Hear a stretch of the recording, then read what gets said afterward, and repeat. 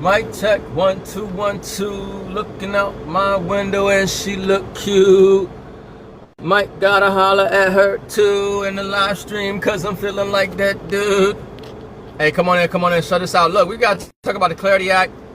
We've been talking about the Clarity Act. Last night I had a great live stream talking about the Tate brothers and just talking about the economy and the dollar, and just want to keep this going because this is time to tap in. So we're just seeing where everybody at right now. I'm gonna keep talking for a little bit, get this live stream up, let the algorithm catch that some people hop in the live stream.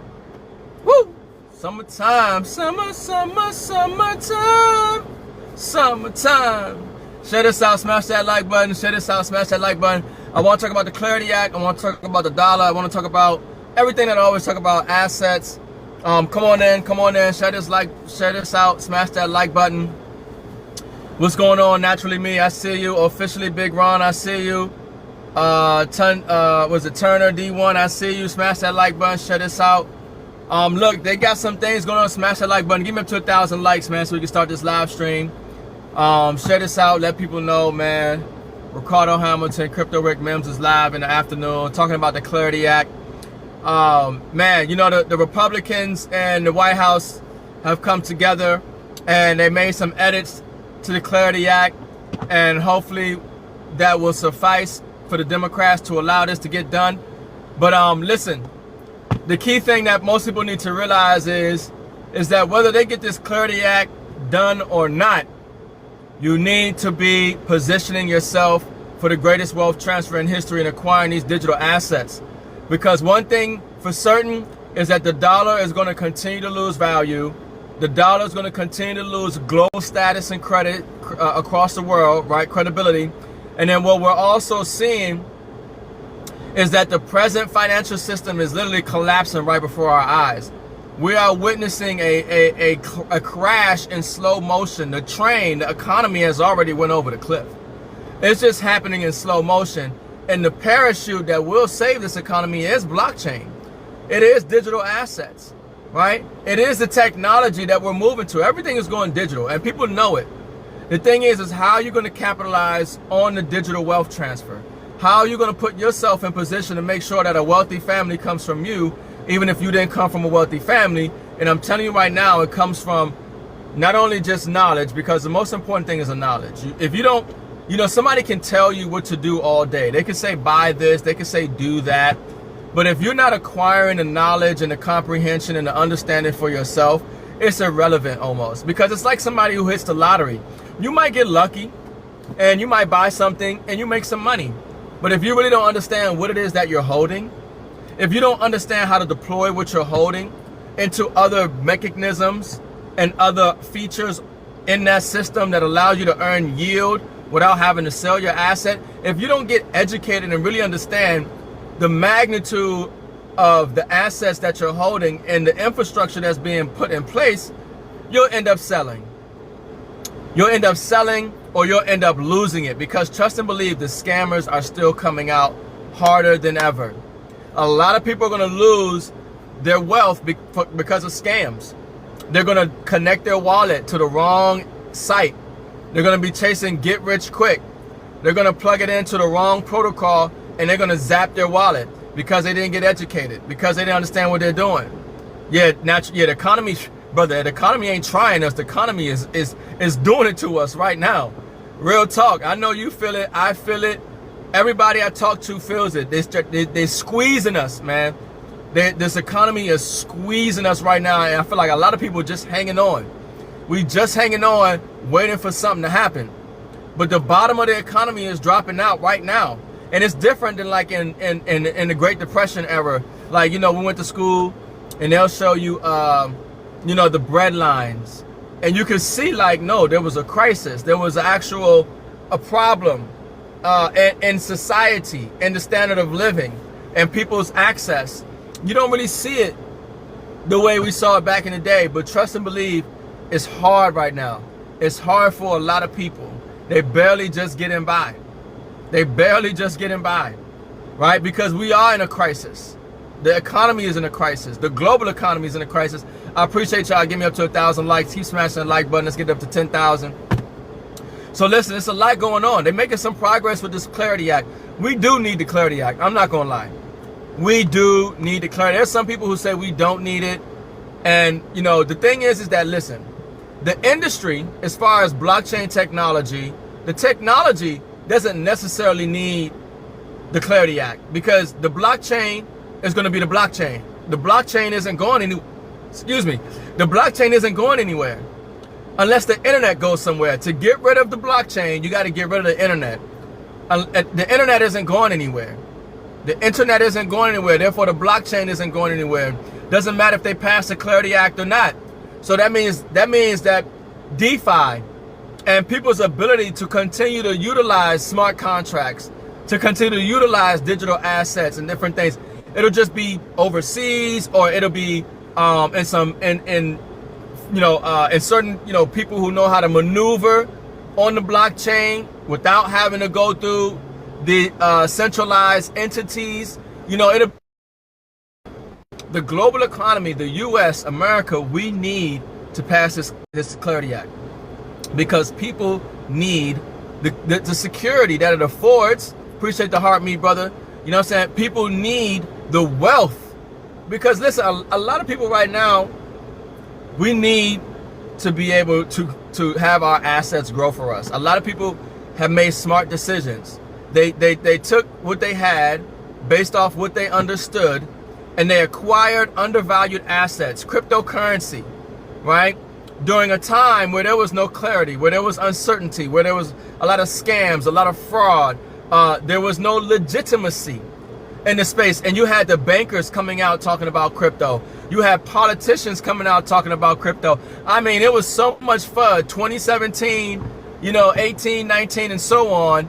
It was just all bad. JP Morgan, Warren Buffett. I wouldn't touch Bitcoin with a 10-foot pole. They called it rat poisoning. They said the only people that are using digital, Bitcoin is the scammers and the frauds and the gangsters and the cartels. They talked so bad about it. They literally tried to fudge you out of an asset, of a technology that is literally required for the global financial system to continue to function. I don't think people understand. There is no option when it comes to the blockchain and crypto and digital asset. This is not like an option like, oh, should we go to the blockchain? Should we use digital assets? Should we even do stable? Like, do we have to do this? No, people don't understand. The system is collapsing. This is a total breakdown. We are in crisis mode when it comes to the present financial system. There is no option when it comes to moving the blockchain and crypto. You see, they present it to you like, people don't even understand that. They think like, oh, well, they're just trying to make money with some cryptocurrency thing. No, you don't understand. The system either upgrades or collapses, and we're back in the Stone Ages. The infrastructure has to upgrade. We're talking about the infrastructure and of the global financial system. It has to upgrade. Everything upgrades. That's just life. That's just progress. That's just evolution. Things evolve. This is not an option. So when people understand that, when you're looking at crypto, understand that this is not some speculative space anymore.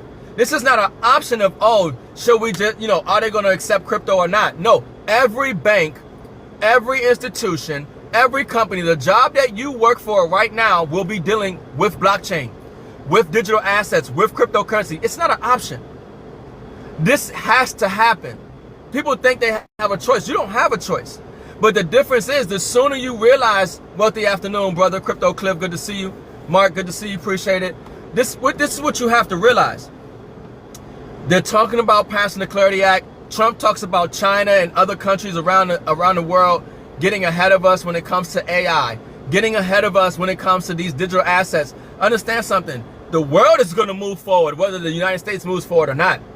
The world is not waiting for the United States to pass the Clarity Act. The world is generally, yes, the U.S. generally will lead. The world will allow the U.S. to lead because we have the strongest military and they don't want no beef, okay? Because we have the deepest and most liquid capital markets, and they can't touch us when it comes to the money. So America still it still has the ability to be first and still be powerful. But if we do not stay ahead when it comes to this evolution of humanity and technology with digital assets and AI and everything else, we will get left behind. The world will move on without us. Okay? And that's not going to happen. I believe they're going to get this Clarity Act done because it's a matter of national security. I really believe that they understand that where we are right now, other countries, Russia, Japan, they're already ready. BRICS, China, you think they already aren't community? There's stuff going on behind the scenes you don't even know about with other countries that we don't even, these other governments, these other billionaires and institutions around the world and other countries, they're ready. America is behind. You guys understand? Technically, we're really behind when it comes to the digital asset space. But we have an opportunity to lead again. We do. We still have the opportunity to lead, but we have to move now. And so that Clarity Act does need to get done. But if it doesn't get done, do not think that the blockchain and crypto industry is over. Do not think that you know, this space ain't about to take off. It's going to take off regardless. And what's going to happen is, you either, you know, it's one of those get down or lay down situations when we talk about these assets, when we talk about blockchain and crypto. It's not an option. And that's what we need to help people understand. Appreciate y'all. Keep smashing that like button. People need to understand that it's not an option. And once you understand that, then you realize, okay, instead of the blockchain using me, because this is where the government's going, don't think they're not going with digital ID. You about to be on the blockchain, you don't even know it. There's people, everybody out here getting ready to be on the blockchain. You already on the blockchain, don't even know it, okay? Because they about to, listen, your social, all the government records, everything, contracts, everything is going on chain. It's how we're going to store, secure data and information for the next century and plus to come. Understand, this is a massive upgrade with quadrillions of dollars, massive amounts of data information that's getting ready to move into this space. It's not an option. Right? So when you realize that you actually can capitalize, because the way the blockchain works, the way that these networks work is that they have an asset on that chain, and that asset is needed to be able to process data, value, transactions. That asset we call cryptocurrency, but the better term for it is a digital asset, right? It's just code, but it's digital asset. And so every blockchain has a digital asset, has a cryptocurrency. The XRPL has XRP, right? And you guys know I love XRP and the XRPL. I got my own company that I put on the XRP ledger, paying people in XRP, leveraging professional traders and more. You guys know we're expanding the infrastructure, but that's just one example, right? When you're looking at these different projects right now, when it comes to blockchain, you definitely want to look at the ISO projects, XRP, XLM, XDC, and more, HBAR, okay? When you're looking at, and there's others, okay, but I'm not about to go through the whole list right now. When you're looking at trying to capitalize on this space right now, those are the first things that you want to look in. Those are like the blue chips.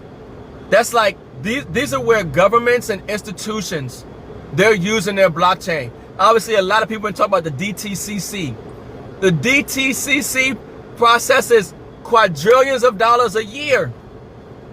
And they're looking at using Stellar, XLM. They're looking at using XRPL. Listen, they're going to be, it's not one blockchain too. Make sure people understand that. It's not just one blockchain that's going to win. It is an interoperable ecosystem of networks that are facilitating the global transfer of value and data and information across the globe. It's not just one. It's not just one. But the key thing is that you want to make sure that you're in position to capitalize, okay? That you're in position to capitalize by acquiring the asset while it's cheap right now. And that's a problem that people have. Most people, listen, when silver was going up to $120 an ounce, everybody was calling me to get silver. Yo, how do I get silver? Yo, M.I.M.S, Rick, you said silver was going to take off. It's above $50 an ounce right now. You've been telling me to get silver since it was $17, $20, $30 an ounce. Man, is this the time to buy? Should I buy right now? Now silver sitting at $60 an ounce, around high 50s an ounce of silver. Nobody's calling. Nobody wants to get silver at these prices. What's wrong with people? Human psychology is so backwards, it's so weird, and this is why we don't progress. It's right, Brother Cliff, you know it. People was going crazy. Now silver's sitting low. This is the time to buy assets. There's only, if you know how to chart, if you know how to do TNA, Divine Day, brother, good to see you, Dante. If you know how to chart, if you know how to do some TNA, you can see that we approaching the bottom in this market. Physical and digital assets. We could go down a little further. There might be one more something before we take off, but I'm telling you, we're so close to the takeoff. I wouldn't even want to play around with trying to catch a bottom. Don't play the game of trying to, listen, nobody can time this market. You better off dollar cost averaging into these assets. Better off learning a skill, stay in this space, okay? Nobody's gonna catch it perfectly, but even let's say if you get in right now at 60,000, we know Bitcoin is gonna go to all-time highs. We know that these digital assets are going to all-time highs. We could drop down to lower 50s, maybe 40s. You're still coming in at a great price because there's more upside than there is downside at this point. Listen, silver, massively undervalued. Digital assets, massively undervalued. This is the time to buy. This is the time to buy. Keep smashing that like button. I appreciate you guys. I'm gonna let some guys come in. I do see somebody want to come in for a second here, but I'm gonna get the rest of this out real quick. I just want to talk about this Clarity Act. And last night I talked about the Tate brothers. You know, I don't know what they're gonna do with the Tate brothers. You know, the Tate brothers, they might extradite them brothers as a political tool or political pawn, because all of a sudden now all the European countries and other countries are now going to allow the U.S. Is that Cliff? Was you trying to come in? Yeah, I'll bring my brother in. I'll bring the other guy too. Somebody else want to come on in. But they might let the Tate brothers. And the reason you know, the Tate situation disturbs me because that brother has helped young boys become men. That brother's message is a frequency, is a vibration, and he exposes the corruption in the system and a whole lot of things. So we definitely tracking that. But Brother Crypto Cliff, what's good, brother? What's going on, bro? How you doing? Yes, sir. I'm doing awesome. How are you? I'm doing well, man. You're absolutely right, man. We've been telling people to buy silver since silver was in the early 20s, even in the teens.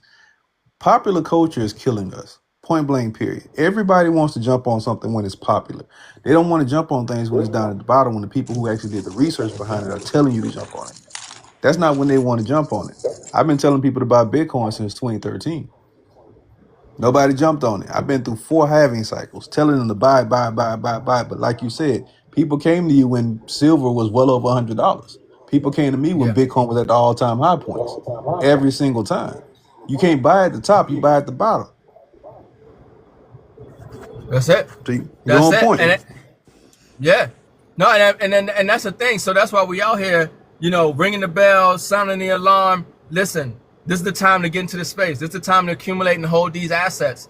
Things are down, and it's unattractive when things are down. People are, oh, it's down, but that's the time to buy. When it's blood in the streets, that's when you're going to get more for your dollars. You don't want to start buying when things go up. I mean, you can, and we do, but you definitely want to make sure you buy as things go down.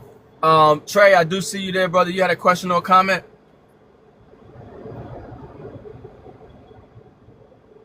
You can go ahead and unmute yourself, Trey, if you want to say something. Trey, going once. I see you unmuted. You got a question, brother? Can you hear me? Yes, sir. Yeah, what's going on? I was saying I didn't even mean to come in, man. I was just listening. Okay. I'm working right now. No problem. No problem. I appreciate you listening in. All right, so yeah, and then Jay Boogie say, what y'all know about foreign currencies like the Bolivar and the dinar? You know, I don't get into the foreign currencies. I know a lot of people, you know, that deal with the foreign currencies and talk about the evaluation and the exchange rate and things of that nature. You know, for me, it's still fiat currency, so it never really piqued my interest. I was always a gold and silver bug first, getting gold and silver as opposed to hoping that, you know, this currency goes up and things of that nature. I'm not taking away the opportunity there for people, but it's not something that I really get into. I don't know, Cliff, if you got any insight when it comes to people talking about the dinar and exchange rate and capitalizing on that. It's just simple forex transactions. Honestly, it's not, to me, for instance, it's not that big of a bang for me to even get into it or dive into it. I'd rather put my money in the futures markets, to be honest. Like you said, but what we went Yeah. the other day, I just showed you what play that we hit 1100% on in 22 minutes. Yeah. Why would I be dealing with Yeah. another currency? No, it's all about the decentralized nature for me. I want to be as completely decentralized as possible. The only way you can be fully decentralized is by diving into decentralized cryptocurrencies and physical gold and silver. Yeah. Yeah, no, without a doubt, folks. You know, and that's how I feel as well. Like, gold and silver is money. It's constitutional money here in the United States, Article 1, Section 10. It's money all over the world, whether you're in Africa, Asia, Europe, the Americas. Gold and silver have been money since the times of Egypt. Okay. It's seen wars, it's seen financial crisis, it's seen plagues. It always will have value. Gold and silver is mentioned in the Bible from Genesis to Revelations. So understand something, you know, when you're dealing with gold and silver, you know you have something of value that's going to transcend whatever goes on in the economy, whatever goes on globally. We can go into world war, we can go to a global financial collapse. Gold and silver are going to have value, will always have value, always will have value. So that's your security. That's how you save your money. That's your insurance, right? And then when you're talking about capitalizing on the evolution and the growth of humanity, because humanity is going to continue to move forward. Okay, we're not just going to stop. Things are going to continue to progress. We're going to rebuild. And we're going to continue to, you know, expand and grow. That's when you start talking about the future, and we're talking about technology, right? And when we're talking about the technology, we're talking about the blockchain, and we're talking about these digital assets, and we're talking about these networks and these rails. That's where you're going to create a lot of wealth, because the opportunity is the multiplier on your assets when you're talking about digital. In my opinion, is far greater than gold and silver, but I don't look at gold and silver as an investment. I look at it as insurance. I look at it as a way you save your money and hedge against financial crisis and inflation while still having your money grow for you, right? Because a dollar ain't gonna do nothing but lose value. The dollar is losing value, is losing status, is losing credibility across the globe. So that's not something you want to save and hold. So if you want to save and hold, you want to save and hold in something that doesn't expose you to risk, but still allows your money to grow for you. That's where gold and silver comes in. Because like I said, gold is a tier 1 asset according to the Central Bank of Central Banks, all right, which is the Central Bank of Central Banks. Give me the name real quick, Cliff. It's slipping my mind. You know what I'm talking about.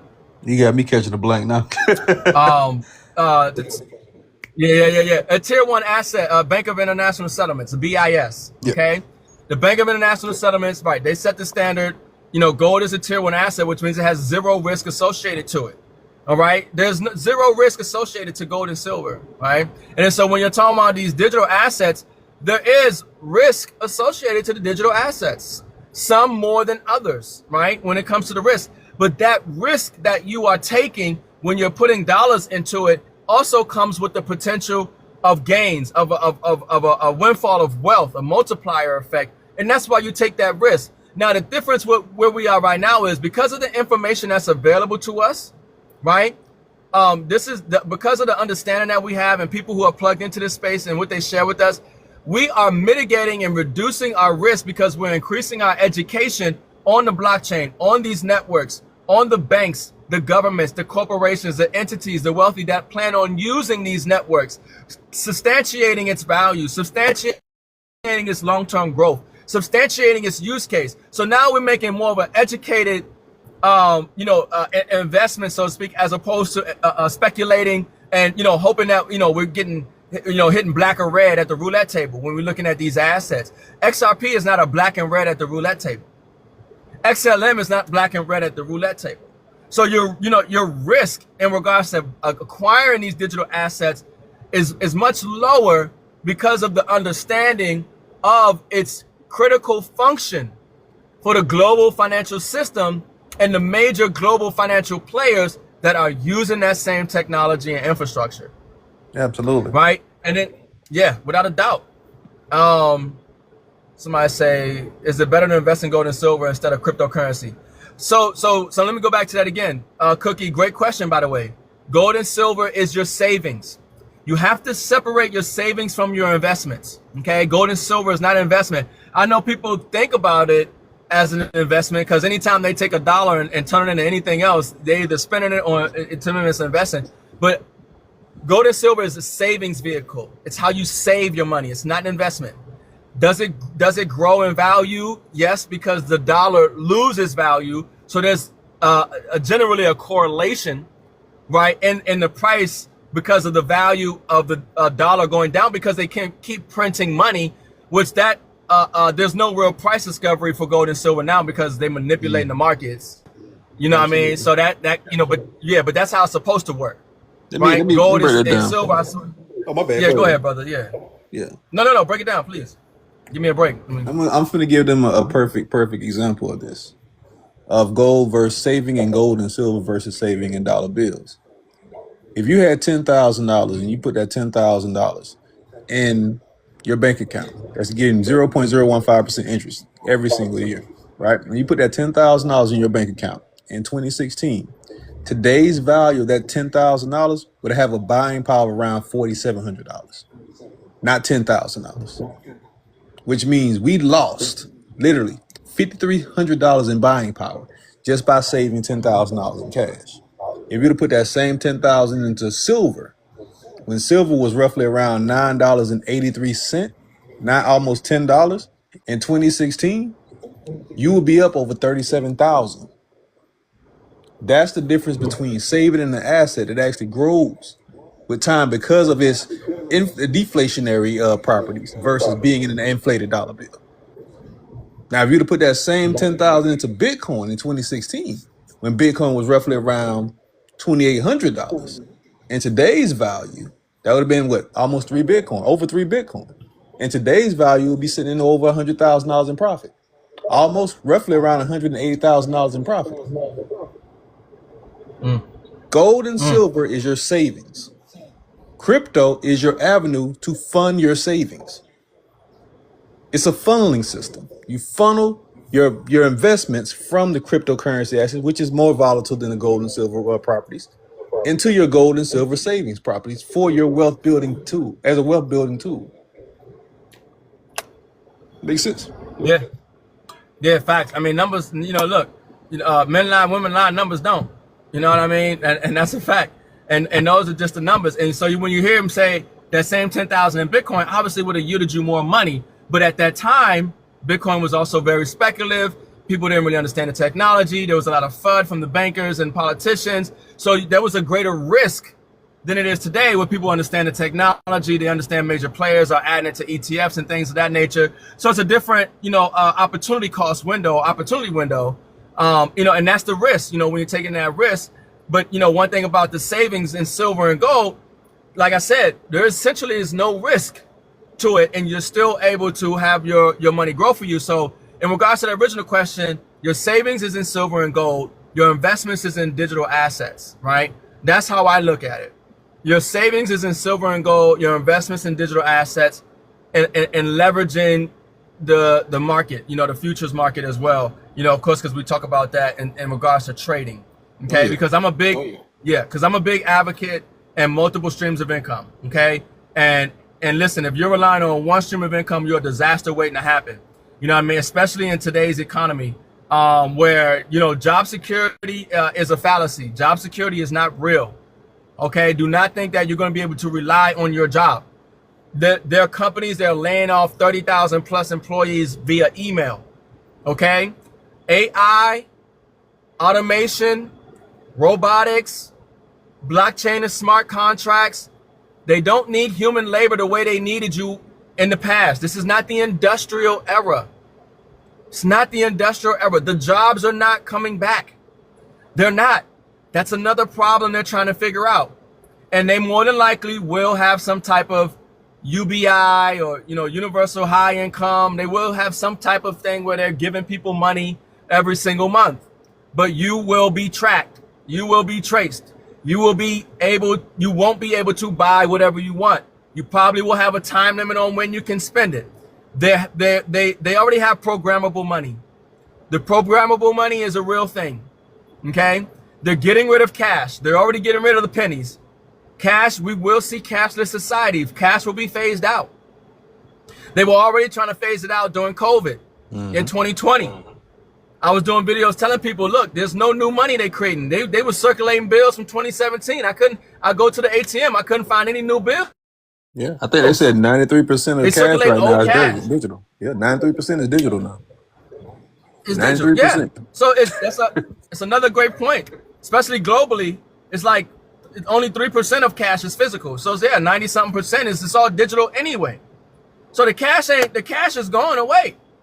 So they're gonna have you on the blockchain because guess what? You're not gonna be able to get their UBI or whatever without KYC, without being on the blockchain. Okay, and the way they got it, listen, with the AI and all that stuff, they're gonna prick your finger and they're gonna have your DNA and everything tied to it. They're gonna have your biometrics. Who knows what, some people used to say the nanotechnology and their ability to track and trace you. Listen, they got some stuff. One thing about, understand something, the technology that we're seeing today, they had 50 years ago. Don't mistake it. Anything that you're seeing today, technologically wise, is coming out of DARPA. It's coming out of the Department of Defense. Where do you think the funding and all this stuff comes from? They just come out with this stuff, and then the CEO comes up. No. They've had this technology. They had this infrastructure for a very long time, but they had to figure out how to roll it out to the masses because they couldn't bring it out faster than the masses were willing to accept it. So they have to manipulate events.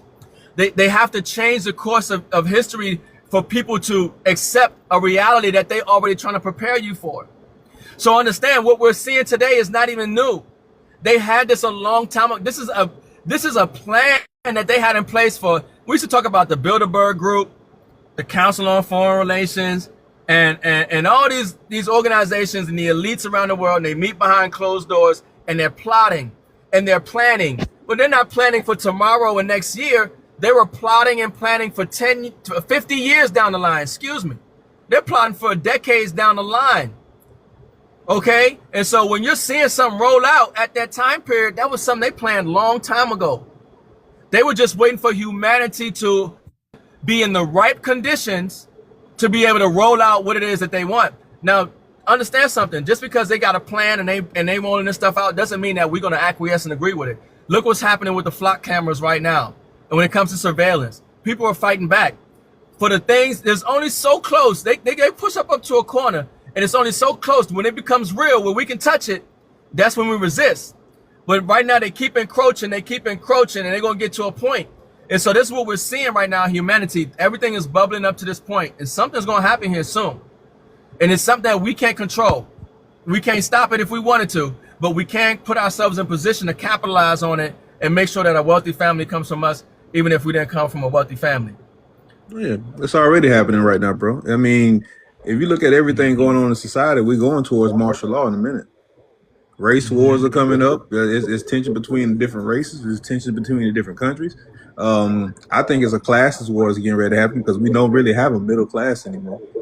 In order for you to be deemed middle class, you have to at least make $125,000 annually now to be middle class, and most people still make $64,000. Like we have a lot of stuff going on right now, and we have the most distractions in world history right now as well too. This device we're holding in our hands right now, So we're sitting in a silent depression. Me personally, I have hundreds of students. I've had over 30 students. I had 35 students lose their job in the last 2 months. 35 students lose their jobs, and even more jobs are being lost. You know what I mean? I take Uber all the time. I'm in the city. I live in the city. Oftentimes, I don't feel like driving. I take Uber. You're starting to see the different ways of Uber drivers being older and older and older. I had a lady that was 80-something years old driving me in Uber Black the other day.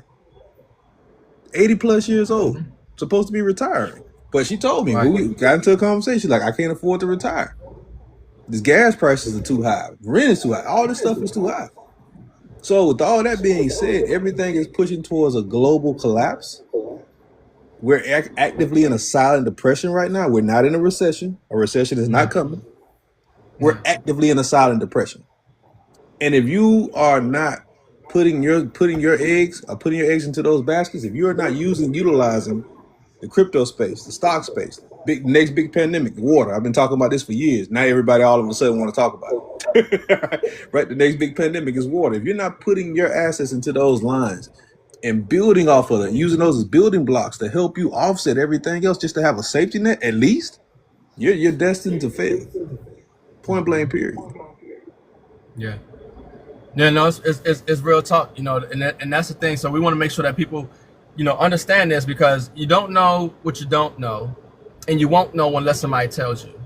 And that's the power of social media and these apps, where you have people who really grasp and comprehend and understand what's going on in these markets, what's going on in this economy, and able to help you kind of connect the neurons in your brain so you can conceptualize what's going on, so you can do what you need to do, so your spirit can talk to you effectively and have you make the right actions and choices in your life for what you need to prepare for. Because we all preparing for different scenarios. We all in different situations. The environment will be the environment, but it's going to affect people differently based on where you live, in a whole type of different variables, right? And so, this is the time. And as we come into this wealth transfer, it's going to come down to people like us to come together as a community to provide solutions, right? And we actually be the change that we want to see, because otherwise we're leaving it up to them. We're leaving it up to the people who put us in the problem in the first place. And the solution that they got is not the solution that you want for you and your family. Okay, you don't want to be subject to whatever they thinking and whatever they doing, and you just hoping that somebody gonna come save you, and the next president or Obama or somebody gonna come do. No, they're not coming to save you. There ain't nobody coming to save you. You got to take the information. You got to take the opportunity. You got to acquire the assets. You got to protect yourself. That's just where we are right now. Oh yeah, you know what I mean? Absolutely. That's just where we are. And I mean, if you really think they're gonna save you, I want people to listen to this. Trump. I'm not against any political party, but Trump, his investment board made over 21,000 trades last year, and just in 2025. Man, my phone is overheating. Just in 2025, meaning they're looking out for themselves, and they're not looking out for your best interest at heart. My advice to everybody right now is to bunker down for the next year and a half. Accumulate as many assets as you possibly can. Make the next 2 years your building block while we're in this silent depression. The people who prepare for today and who started preparing for yesterday and prepare for today will be the people who will be the millionaires and billionaires of tomorrow. But it's not even about being a millionaire. It's about being financially comfortable. Being comfortable enough to know that you can ride out any wave. That's the way you build. That's the way you grow. Yeah, facts. I mean, that's really, people talking about, well, I want to be a millionaire, or I want to get money, but really what you're saying is, I want freedom, I want choice, I want options, I want a better quality of lifestyle, I want a better standard of living, and that's what we're talking about. And we understand that, money gives us that, and for some people it's less, for some people it's more, right? Everybody's different. It's the same thing if you ask somebody what success is. Success is different to some people. And so the thing is that, I agree. And, the next, 18 months is definitely going to be something that you want to prepare for, hedge against, have some type of strategy, because it could get worse before it gets better. I think it is. I think it's going to get worse before it gets better. But the thing is, you want to make sure that you have some options, and you want to have assets, and you want to have community, and you at least have the right mindset, to weather the storm, to walk through that valley, the shadow of death, and fear no evil, like knowing that you're going to come out on top regardless, because you are the value. You are the wealth. You are the asset. This whole system functions because the citizens and the government is borrowing money based off of your effort, your labor, your life. You are the value. So when you tap into who you are, you tap into that value, next thing you know, you start to connect with certain people. Next thing you know, you start to download certain information. And next thing you know, you find yourself in circles that are more conducive to who you want to be and where you're trying to go. So and it's just a matter of time. But this is why platforms and community is so powerful. This is why it's important that y'all like this kind of content. This is why y'all make sure it's important that y'all follow the people who are talking about this stuff, because a lot of people don't know. A lot of people are distracted. A lot of people are out here fronting. A lot of time Cliff talks about fake gurus and things of that nature. You know what I mean? But you want to make sure that you just getting this information, staying plugged in, acquiring the assets. Okay, yeah. Acquiring the assets and, and leveraging systems. When I built only crypto on the XRPL. Why? because I understand the value, the security, and the opportunity of having a company on the XRP ledger. When I built Only Crypto, I understood that not only should people buy cryptocurrency, but I think that they should take advantage of opportunities where they can get paid in cryptocurrency. You see, I'd rather get paid in a digital asset than have to buy a digital asset all the time. Yeah, I'd rather get paid in something that increases in value than get paid in dollars that loses value. So when you can find legitimate platforms out there, right, that you can share, that you can leverage, that has value, where you can create additional streams of income, that's a wise thing to do, especially when it's important to have multiple streams. The Grief Educator, good to see you. And that's why I partnered with Crypto Cliff. Make sure you guys follow him if you're not. 44 people on the live stream. Make sure y'all follow Cliff, right? But he's somebody obviously who understands the economy, understands the markets. He knows how to trade. Obviously that's one thing that we started Only Crypto with, in which is that has expanded into an education platform where you're actually going to earn while you learn. We want people to earn XRP while they're learning about trading, while they're learning about blockchain technology, cryptocurrency, DeFi, and more, right? That's what we're putting together with Only Crypto. And right now we're making some enhancements with the traders, adding on more traders that you'll be able to leverage, that you'll be able to follow, that you'll be able to copy, that you'll be able to learn from, and put yourself in a position to make money from the crypto futures market, make money from sharing the Only Crypto platform in XRP, and putting yourself in a position to get educated in a system where everybody's winning. So there's a time. And I mean, Cliff, you implemented a new strategy with your copy trading account, and you're having some great results, right? I'm up 53% overall. In the last 2 weeks, I've only lost 4 trades out of, I think, 26 trades. 4 trades out of 26. My average student right now is up at least 58% in the overall portfolio just by copying my trades directly. That's fire, folks. So you guys understand you do have the ability. We're gonna, in the next about week or two, waiting on some more data to come in from other traders. And obviously Cliff is gonna keep trading. The current traders we have will keep trading, and that data is gonna keep showing up. And then I'm gonna present that data to you guys almost about 2 weeks of a month worth of this new trading strategy that we're implementing, so you guys can leverage and have the ability to copy professional traders automatically. When Cliff makes a trade in his account, your account will make the same exact trade regardless if you are awake or aware or not. It's something that happens automatically. That's what we built in Only Crypto, the ability to leverage professional traders and get paid in XRP for sharing that opportunity for others to do, and also learn at the same time. And we got more traders coming, so make sure you tap in. Make sure you tap in. With that being said, anybody got any other questions or comments before we end this live stream? I just want to come live, because like I said, I was watching this stuff on X, and I'm hearing about the Clarity Act and the updates that they've made to the Clarity Act with the White House and the Senate Republicans. And obviously, this is major news.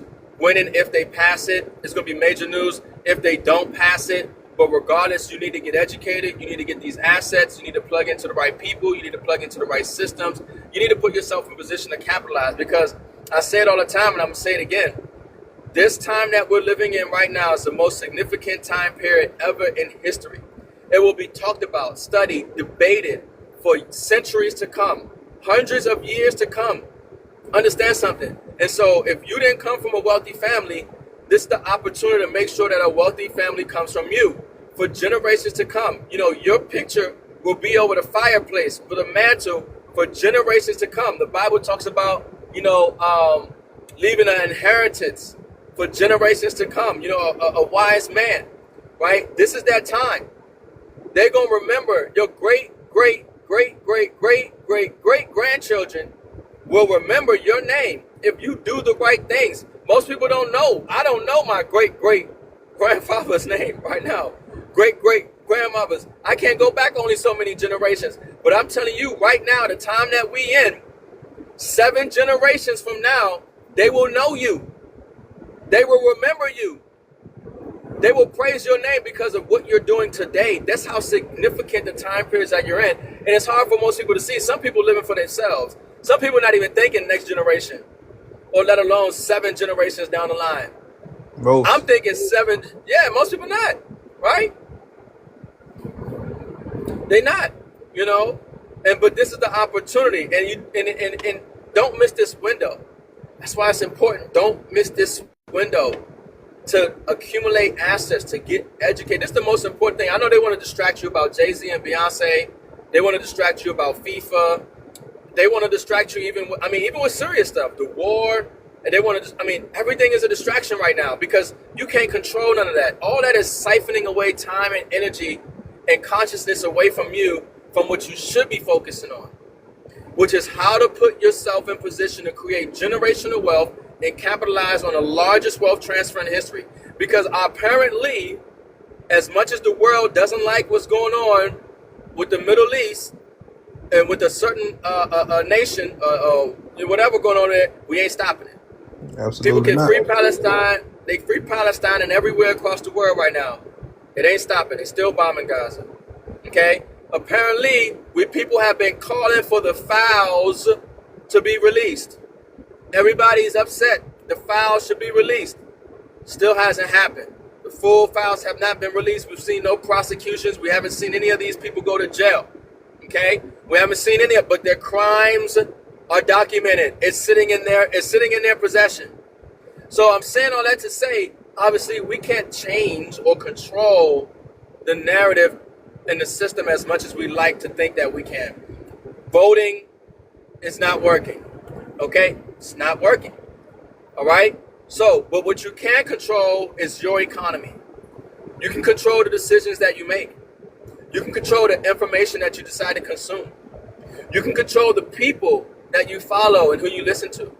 You can control what you do with the dollars that you currently have and the value that they currently are.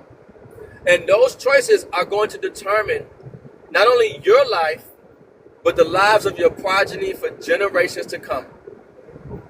I gotta add on to that one, brother. I Yes, gotta add yes, on to sir. that one. I gotta add on to that one. That was powerful. Yes, sir. Listen, I want to put people's mind into perspective of how important this time is. Before 1895, for thousands of years, tens of thousands of years, people rode horses. 1895 was when the first automobile went out into mass production, and overnight, people stopped riding horses. Horses became a commodity that was no longer needed for today's society. That's exactly where we are right now in the transformation of wealth, in the transformation of the system.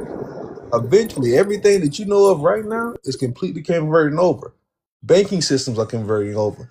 The way we view the internet is even converting over, right? So you're essentially sitting in a dot-com era, or that era where we transferred from horse and carriage era to the automobile era, right now in the space of finance, right now in the space of government, right now in the space of everything.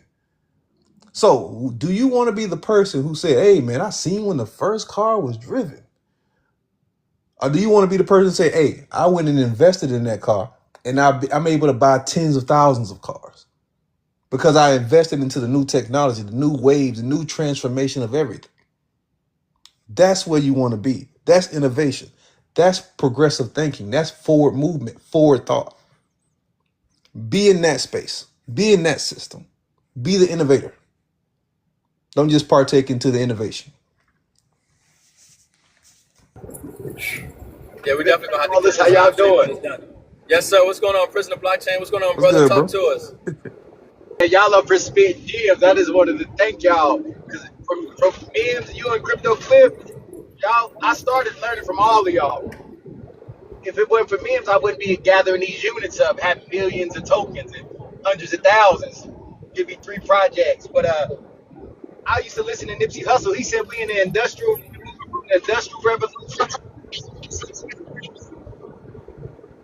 to the technological revolution. My GPS was talking. So we transforming and people ain't paying attention. This is the opportunity for us to gain back. This is our reparations. I'm just gonna fucking say it. This blockchain technology. They ain't gonna give it to us. We gotta go fucking take it. And it ain't for everybody. I come to realize that because everybody don't want to wake up. But it's just for us ones like y'all been in it for a while. I'm just learning these things, but it's for us. We the ones that got the magic glasses on to see it. Absolutely. Absolutely. Yeah, you're right. It is for everybody. Honestly, people say all the time, you don't have a huge following. That's on purpose. I could go out here and start putting a bunch of rhetoric out here and have millions of followers. I'd rather have smaller circles. That's how you build wealth. Smaller And yeah, circles. yeah. Am I muted still? Am I muted? Can you hear me? Go get you, bro. We hear Okay, you. cool. Okay, cool. No, I had to mute it for a second. But yeah, prison.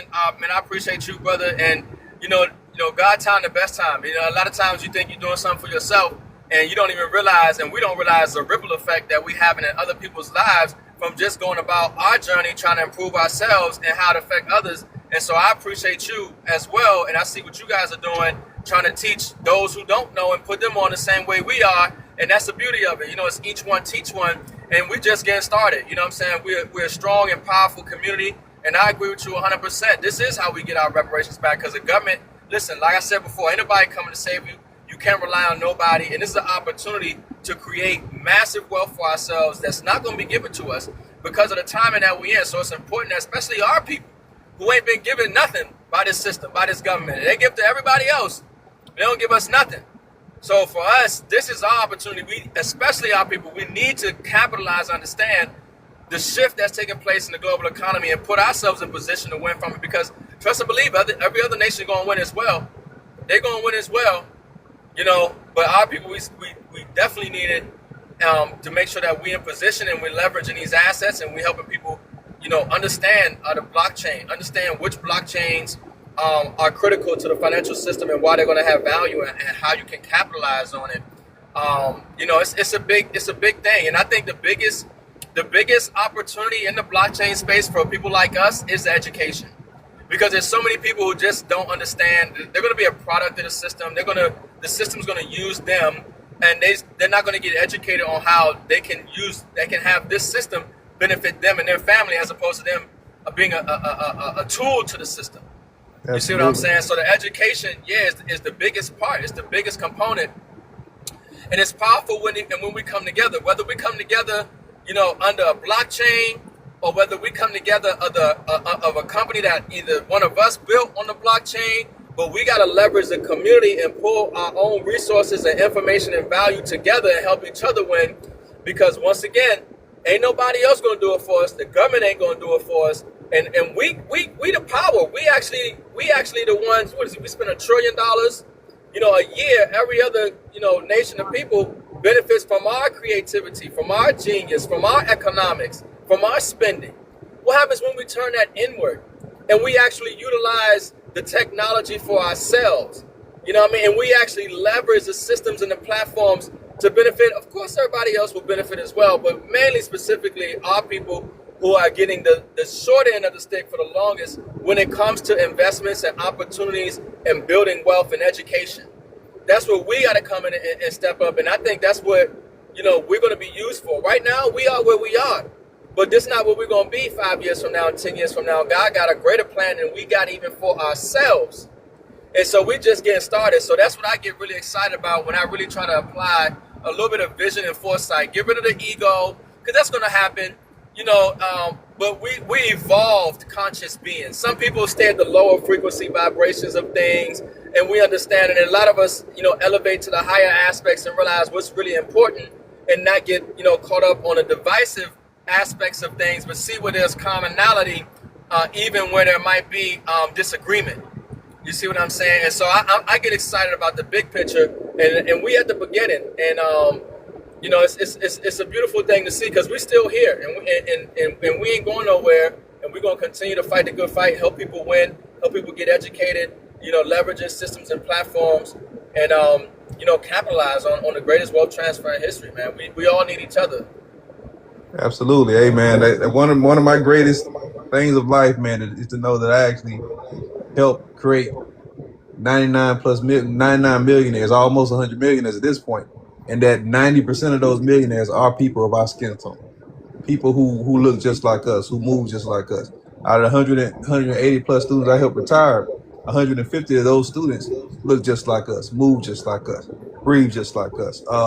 My goal was always to create at least 10,000, take 10,000 plus people, and at least get them to the point of being financially comfortable.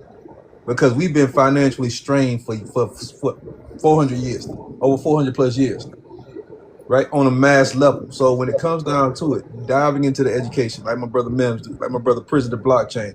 I love y'all information as well, because y'all be teaching me some stuff sometimes, bro. I'll be like, damn, I didn't even know that was going on in the space. You know what I mean? But just diving into the information, being in tune with the flow, with the frequency of information, of connection, of continuous growth.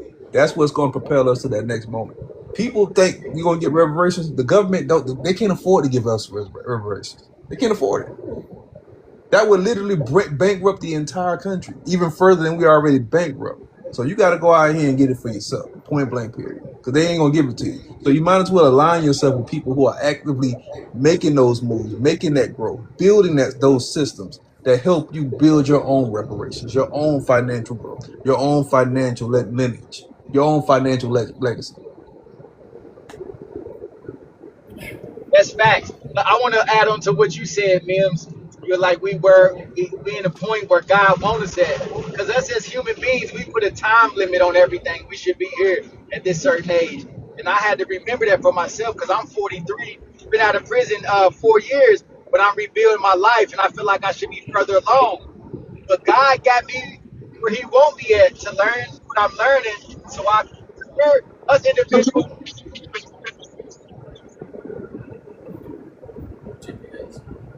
Us individuals, we're the new 1%. We're the ones that's going to rebuild our communities. Me, you, Cliff, D, Ash, everyone that's into these digital assets. We're going to be the light for our communities. Then we got the blockchain, the honor system. Like you said, then we can create these businesses. We can teach our people economics with DeFi, the copy trading that y'all got. Like, there's just so much that we can do to teach these people. They just got to be ready. Everybody ain't got the magic glasses on and can't see right now. But the time is coming. That's all I want to say. Yeah, that's fire, brother. No, that's fire. I appreciate you, you know what I'm saying, hopping on and adding value. Keep doing what you're doing, man. The community needs you, you know what I mean? And I agree 100%, you know, with everything that you said. And we just getting started. You know, I feel the same way, too. You know, I'm 39, but, you know, I feel like I should be much further along, you know, than where I am now. But, you know, God time is the best time. And, you know, to me, I ain't really even hit my prime. But, you know, sometimes we want to be somewhere that we're not supposed to be yet because God still need us to do something at the position where we are. You know what I mean? And I think that's the most important thing. But we know what it looks like on the other side. You know what I mean? And so that's, you know, that's exciting. You know, when you're able to make that realization and have that wisdom, because that's what it comes down to. It really comes down to that wisdom, that patience, and that understanding.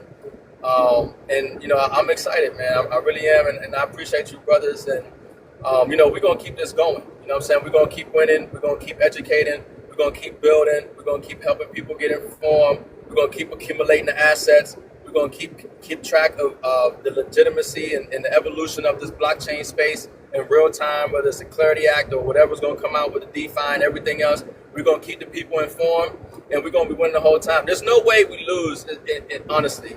You're not going to lose saving in gold and silver.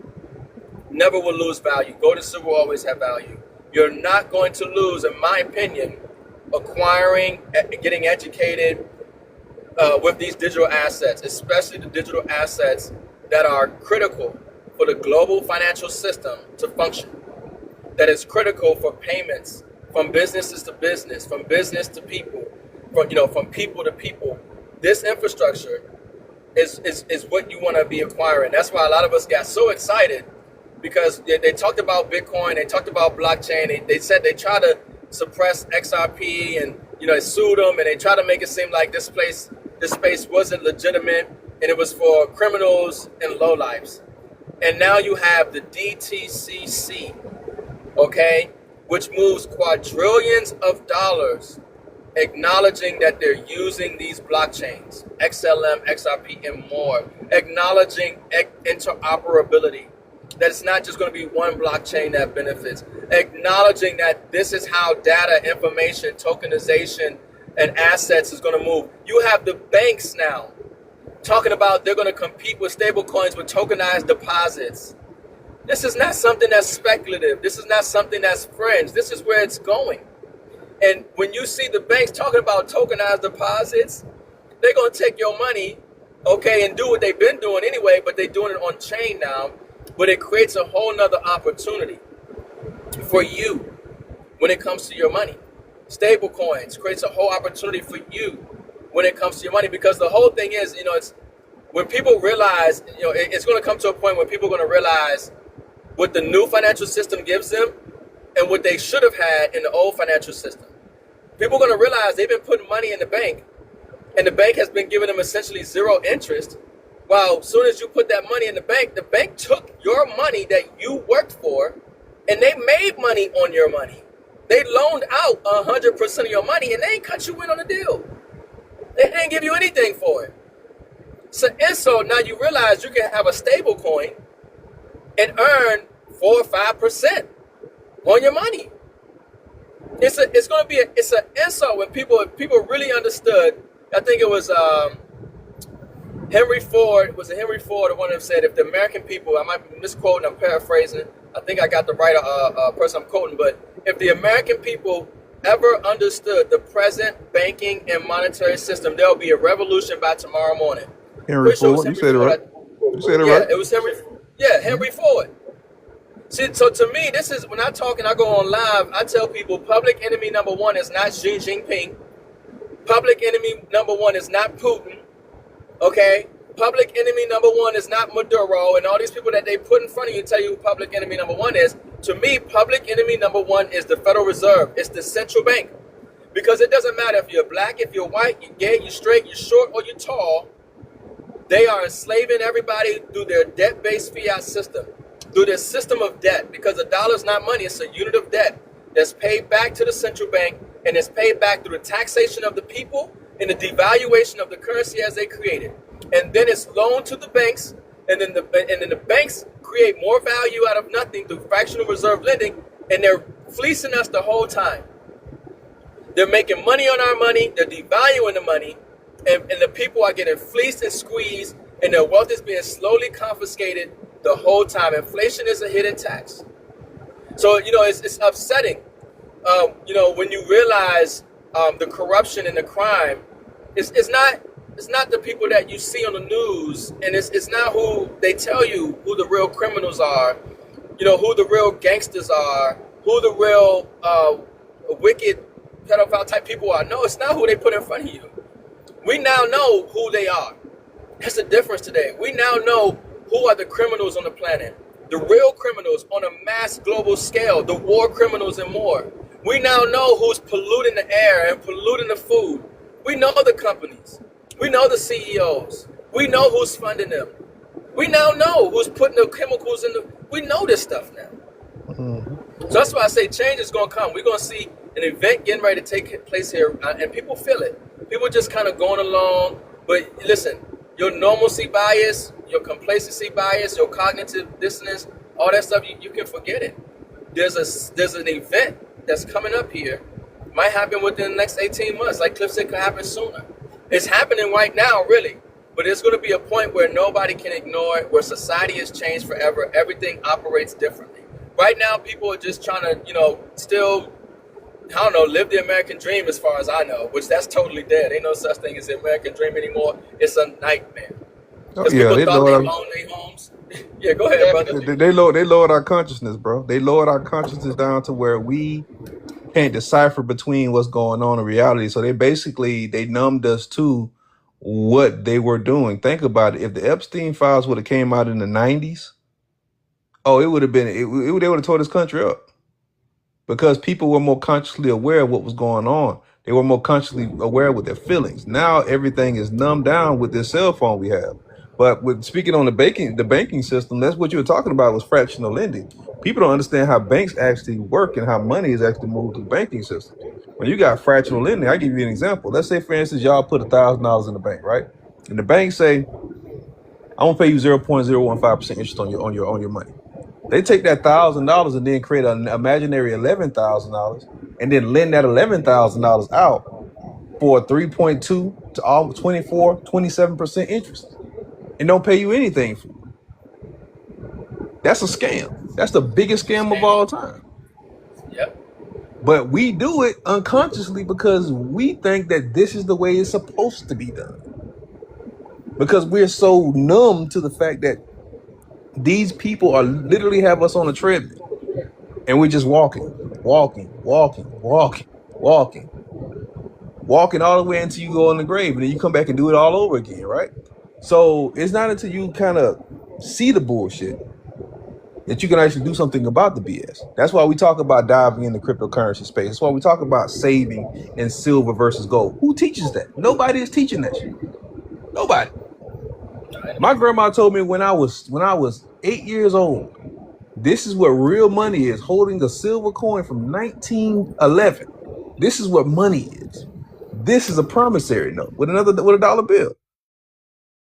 So I learned that lesson early, but nobody is teaching that on a mass scale of what money actually is versus what the imaginary money actually is. Dollar bills is nothing more than an imaginary promise note. Building silver and gold, building cryptocurrency assets, building in defense of stock assets, or stock assets that's actually getting ready to accumulate value, like the AI automation stock sector, like the quantum computing sector, like the water sector, the next big pandemic. Those are all what we consider assets. Assets is money. Yep. Yep. Yeah, somebody see. Shout out to everybody in the chat, man. Shout out to everybody in the chat. Over 60 plus people in the live stream, 21,000 likes. Keep smashing that like button. And it's important that, like I said, nobody's teaching this information. This nobody's really talking about this. People are distracted right now. They're just trying to get by. But it's important that this consciousness, gets put out there. It's important that people, kind of comprehend the magnitude of the information, because it's not no plaything. This not no plaything. This ain't something you just play around with. This is literally something that will change your life forever, for generations to come, if you put yourself in position and actually apply the knowledge. Because it say knowledge is power, but it's not really knowledge is power. It's applied knowledge that's power. You got to apply the knowledge. You got to apply the information. So we can sit here and say, look, save your money in gold and silver and give you all the stats and the data and help you understand fractional reserve in the banking system. But if you don't take your dollars and you don't convert them into the asset, the information was no good to you. At this point, it's just intellectual masturbation. It's just something that makes you feel good, but doesn't really produce anything. It doesn't reproduce anything for you. You see what I'm saying? So it's important that you take the information and you actually do something with it. You actually acquire the asset, the digital asset. You actually acquire the physical silver and gold. You actually plug into the companies and the systems that we're leveraging and using to help us put ourselves and families in position to win. Otherwise it's pointless. It's intellectual masturbation. That's not what we're here for. We're here to make change. We're here to progress and evolve and be of value and be productive, for ourselves, our families, and our community, because it's greater than this moment right now. It's greater than this moment right now. And it's one of those things where people are going to look back and they're going to say, man, I remember you was doing a live stream and you was doing this, talking about gold and silver and crypto, and I ain't even do nothing with it, but it was sounding good. And I'd say, man, I wish I had this. How many people tell me I wish I had bought some silver at $17, $20, $30 an ounce when you told me? Even though it's still a good buy now, they still ain't buying. How many people ask me about information? I tell people, look, we got a company on the blockchain pay in XRP. We got traders. I got education, AI, infrastructure academy with certificates. You actually get paid in XRP to go through the academy. People ask for information, but they're not ready to do nothing. And it's for them. It don't really hurt me. Me and my people, we winning. The people who take advantage, they winning. But it's the people who are procrastinating, who kicking tires, who thinking that they got tomorrow and got all day. No, you don't. You really don't. Time happening. I don't see if y'all realize we almost done with 2026. We about to be in 2027. We halfway through. Summertime halfway done. You need to start preparing for fall. Okay? As far as I'm concerned, don't even think that you're in summertime. You need to start making preparations for fall time right now. You need to be ahead of the curve. Most people behind. They don't realize how far you behind until you in the situation and realize, damn, I wish I had did something better or made some better opportunities before. And acquire the assets. I'm sitting on M.I.M.S. My network's sitting on M.I.M.S. and I've been chilling this entire summer. I haven't seen a beach yet. I usually take 8 to 10 trips a year, international trips a year. I've been chilling this entire 2026 because we seen the BS coming. We seen it coming. So I said this year is going to be a stacking year. This year is going to be a building year. This year is going to be a growth year to where we see how many people who really, really want it. And this right here is the determining factor. If you're sitting stagnant now, you're going to sit stagnant in 2028 when Bitcoin hits $350,000 per BTC. You're going to be sitting stagnant when silver reaches over $200 per trace ounce. You're going to be stagnant when gold reaches $6,000, $7,000 per trace ounce. You're still going to be sitting stagnant, and that's going to be your bottom. Think about that. That's a sad thing to even think about. A $350,000 Bitcoin is going to be your bottom. $200+ silver is going to be your bottom. $6,000, $7,000 gold trace ounce is going to be your bottom because you didn't get in right now when everything is at the base bottom.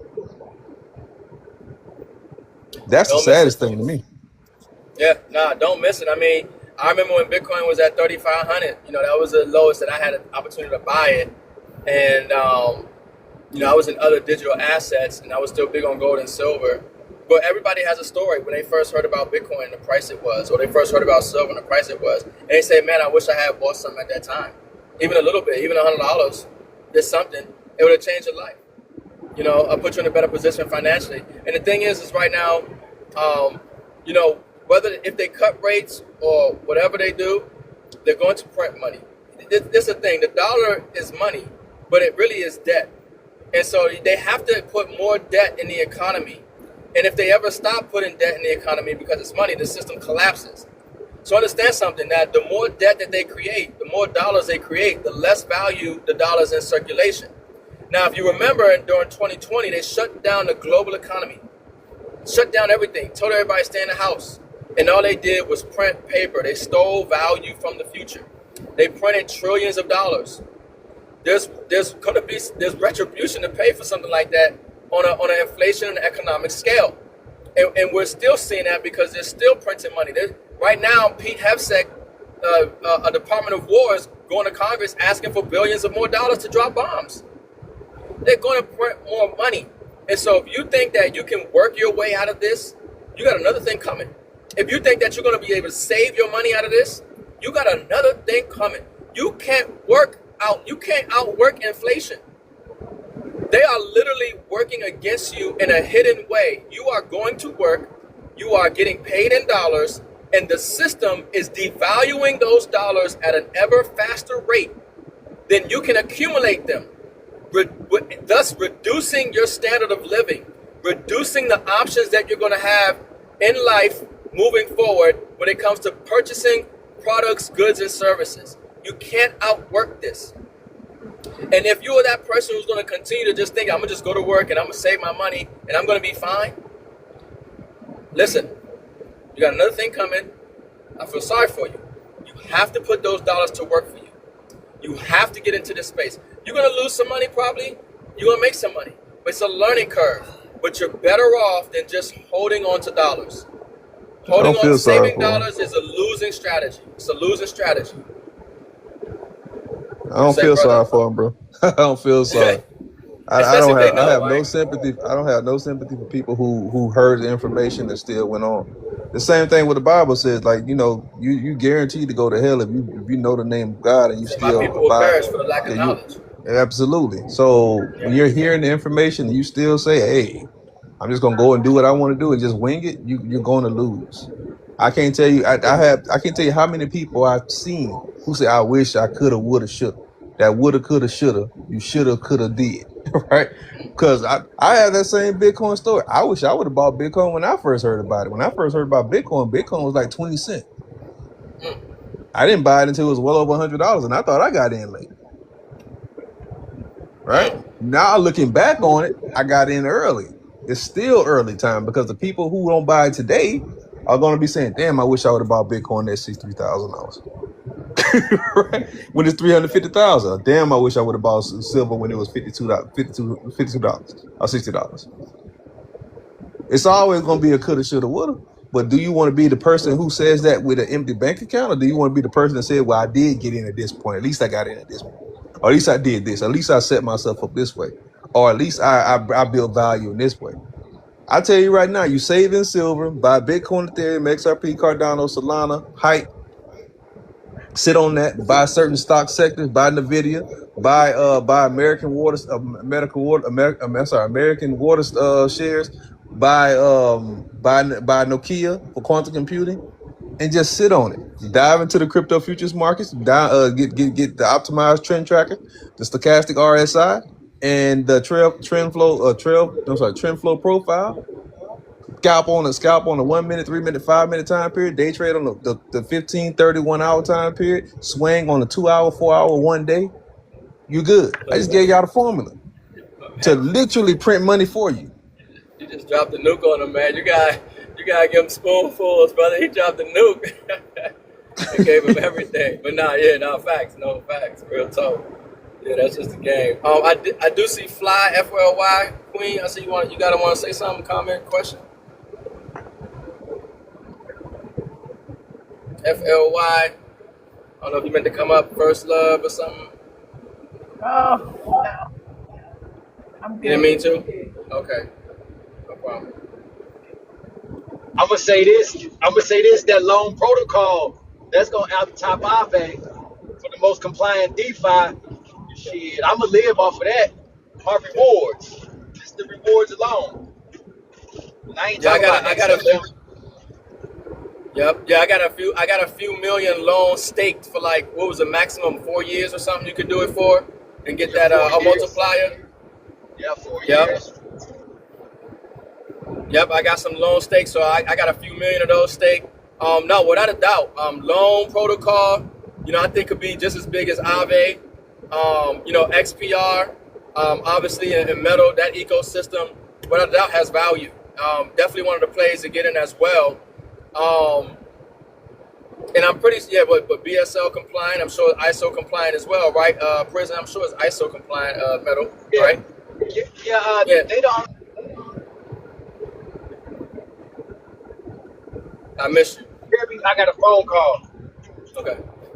I said, Metal and XPR are the only ones that's ISO. They already be Yeah. now.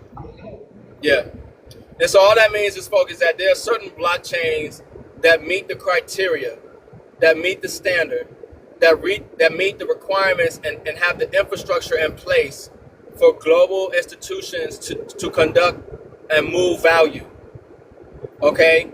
And so that's why when we talk about ISO compliant projects, those are like the blue chips in the crypto space. That's the plumbing for the global financial system. You know what I mean? So, and that's why we want to make sure that people understand there's a lot of different ways to get into blockchain and crypto. We got, the gaming, metaverse, you know what I mean? You got the NFTs and, there's so many different things. But what you want to look for is where the money is going to move, where the value, where the utility. Also, of course, we're community, because community gives value to things where, maybe the utility is not there. Obviously, when we talk about meme coins and certain things of that nature. But right now, the framework for the plumbing of the global financial system and how money moves is where you definitely want to have a significant portion, of your bag. But I think gaming is going to be huge as well. We're just waiting for, this stuff to come out with the regulations and things of that nature. But it's what a time to be alive, folks. It's the greatest, largest wealth transfer ever in history. It's important that you just realize the time that you're in. Don't look at this like just some normal time in history. It's not. This time that we're in is bigger than anything that you've seen or read in the history books. It's bigger than anything that you've read, I would say, in religious texts. The time that we're in right now is the most significant time period ever, and it will be talked about for generations to come. It will be studied. It will be debated. For centuries to come, they will be studying this time. Obviously, Trump's presidency is historic, but the greatest reset in monetary history, this is the biggest thing ever, folks. The global financial system, the whole world is being set and changed. The system, the matrix, is being reset right before our eyes. So I do see the guy came up, the goddess. Goddess, you got any questions or comments? How are you? Well, first of all, I think y'all are amazing. So I was scrolling and finally saw some substance, and this is like my nerd at night type of thing. So I followed all of you because I want to go and do my homework. I hear you what y'all talking about, and I hear the mindset. And this is something that I'm doing even as a rapper and songwriter. My next project is called it's a mixtape, but it's called the XRP tape because I'm just trying to trick people into wealth, if you will. Like you got to get, to get my mixtape, you got to do this and I tokenized a lot of my things and I'm just trying to teach that aspect of it. Kind of like what Tori and Nipsey were doing. You know what I mean? Like they were kind of ahead of the game with that.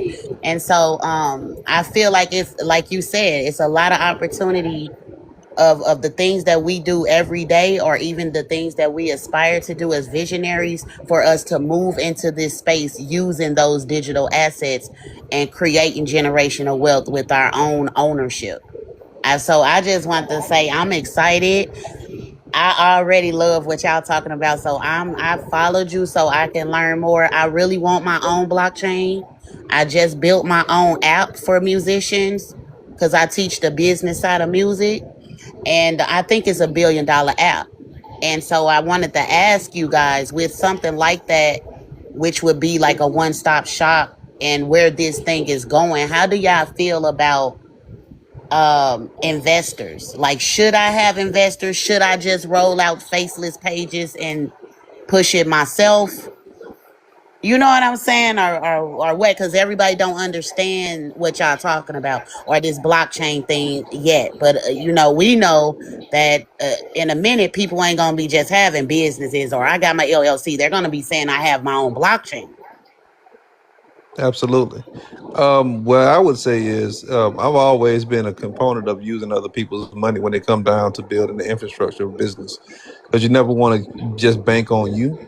You also want to have contributors coming into them, and I wouldn't necessarily give them ownership, but you can definitely do something where you can actually pay them back over time. Yeah, that's the number one key to the game, is always use other people's money, whether it's getting bread from a financial institution or just private lenders. Okay. Okay. Okay. Yeah, yeah, and I would say definitely, man, make sure you guys support the goddess. You know what I'm saying, and what she's doing. You're in the right direction. Obviously, creating systems and platforms and avenues where people integrate with the blockchain and this technology is going to be beneficial because they're going to have to do it anyway. So the sooner they do it, the better. You know what I mean? And especially if it can support, what you're building and what you're doing, and you're in the right track because music is going to be huge. Obviously, we talk about Tory Lanez and Nipsey and how they do it, but the music, I mean, everything is going on chain. Everything is going on the blockchain. Everything is going on chain. So those who get there first are going to benefit better than those who get there last or later. You know what I mean? And so, yeah, however you grow it, it's the same thing right now. I have my own company on the XRP ledger. It's an education platform where you're earning while you're learning. So we actually pay people in fractions of XRP to get educated about blockchain, crypto, trading, DeFi. They also have the ability to copy professional traders like Cliff. So he's trading in crypto futures market. He's up 50% in the last, week or so. And if you had, your account copying his account, the funds that you had in your account would be up the same percentage as his is. And, we've added prediction markets to the platform and things. So anything that you can do to, build a community or, like Cliff said, obviously, take, OPM and grow your platform and help get exposure, that's a good thing. But one thing that's happening for sure, the masses are coming regardless. The people are coming. And the thing that I love about right now is that we're building our companies, we're building our platforms, we're building our markets and following an audience during the bear market. That's the best time to do it. It's just like buying assets in the bear market, because when assets take off, they're going to look at the companies that are built on the XRP ledger, or people are going to want to figure out, how can I get paid in XRP? How can I utilize this asset? What platforms, are built on this ledger? You know what I mean? And so when we have our companies on the ledger, when we have systems and smart contracts and ways that people can get paid in this asset, that's when people are going to come. That's when it's going to be more attractive. So we're ahead of the curve. A lot of times you're in the trenches and you're digging and you're building something and it's not exciting, and it's not sexy, and people don't see the vision, but you just keep digging because you're 3 foot from gold. You just a matter of time from hitting, your goals, your objectives, and creating real massive wealth for yourself. It's just a matter of time. You know what I mean? It's an inevitability at this point. Everything is in position for us to win. We got the governments legitimizing this space.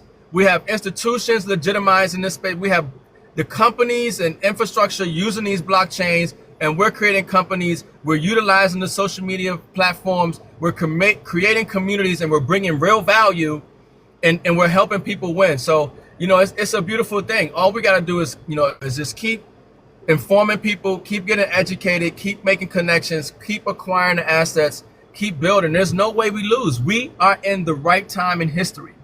We are at the right time. We're in the right space. We're accumulating the right information and the right assets. There's no way we lose. You're not going to lose saving in silver and gold. You're not going to lose investing in blockchain digital assets, especially the particular ones that we're talking about that have real use case and utility. And there are others as well. This market, quadrillions of dollars are getting ready to come into this space. Untold wealth is going to come into the gaming sector. Untold wealth is coming into every sector, okay?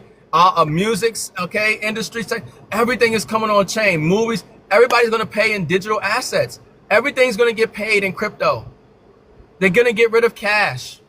Visa and MasterCard, they're already utilizing the same rails. People are used to swiping their Visa and MasterCard, and they don't even know how money's moved in that instance. A lot of people won't even realize that everything is going to be on the blockchain when it is. We're going to come at a time where people don't even realize. Some people still think we're using that the dollar's backed by gold. There's literally some people today who still think that the United States dollar is backed by gold. They don't even know it's not backed by gold for a long time now. There are going to be people who are swiping their Visa and MasterCard and don't even know that they're doing a blockchain transaction. That's just the reality of it. But those of us who here are early in the position to understand, these companies are moving here. These companies are using these networks. These industries are using these governments are using these chains. They do this amount of money a year, this amount of volume a year. That's going to benefit the coin, the ecosystem. We're ahead of the curve. It's just a matter of time. So keep doing what you're doing. I definitely followed you as well. Make sure y'all follow the goddess and support what she's doing. Check out her music and things of that nature. You know what I mean? And that's what it's about. Because we all going to get there. You know what I'm saying? We're going to help each other get there. But either way, we winning. We're in the right space. I don't see how if we lose, everybody lose. The whole financial system, the billionaires of the world are going to lose. That's not going to let that happen. They're already ready to move things on chain. They're going to have to move their money the same way we move their money. And we are acquiring the asset the same way they're acquiring the asset. It's just that there is no barrier for us to get in. Before, with like companies, that IPO, you had to be an accredited investor. Appreciate the heart me. You had to have a certain amount of assets. You had to have a certain amount of money made. The hedge funds and these companies, they weren't calling you up saying, hey, look, we about to go public on an IPO. If you gave us $1,000, in this IPO, you can make some money. No, they didn't even give you the opportunity to make that money. Blockchain and crypto, don't matter who you are, where you are around the world. You got access to internet. You can acquire the digital asset. You can acquire it for pennies. And as that asset grows, you grow with it. The value of your wallet increases with it. It's a totally new world, untold wealth.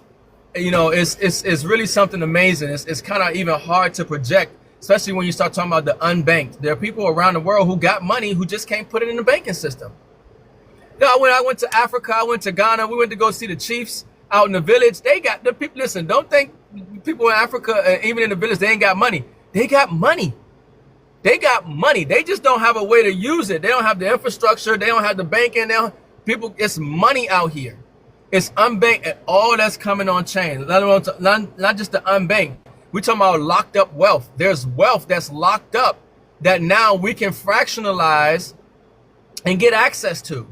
Tokenization, when you hear Larry Fink of BlackRock, and he starts talking about tokenization and he wants the government to pass the Clarity Act, he has a twinkle, if you ever watch him, in his eye. He's so excited because they starting to realize just the financial innovation, the technology, the amount of wealth and things that they can do that they could not do before.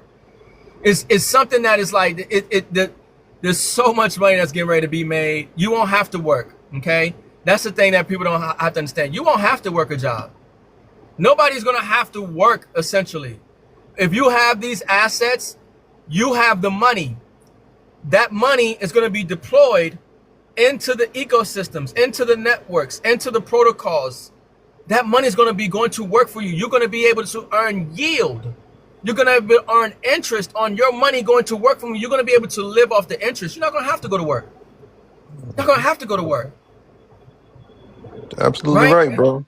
Think about it. I haven't worked the job since 2012 because of Bitcoin. I haven't worked a regular job since 2012 because of Bitcoin, because Wow. of just That's investing into the dope. spaces. So it's always about moving forward or thinking, having a forward thinking mind. Um, and on top of that, the same things people are talking about right now in the space that Bitcoin is getting ready to drop to zero. I've been hearing this since 2011. They ain't dropped to zero yet. As you look at the chart, everything is progressively getting better. We're just in a bear market cycle right now, but everything is continuously in an uptrend. People don't understand that these assets, everything started from BTC, and BTC started at 9 cents. Today is over 63, what, $65,000? Yeah, about 65, yeah, 66, 65. 65? It started at 9 cents. In I '09. also feel like even if you I mean, because I was always taught you don't have to be great to get started, but you got to get started to be great.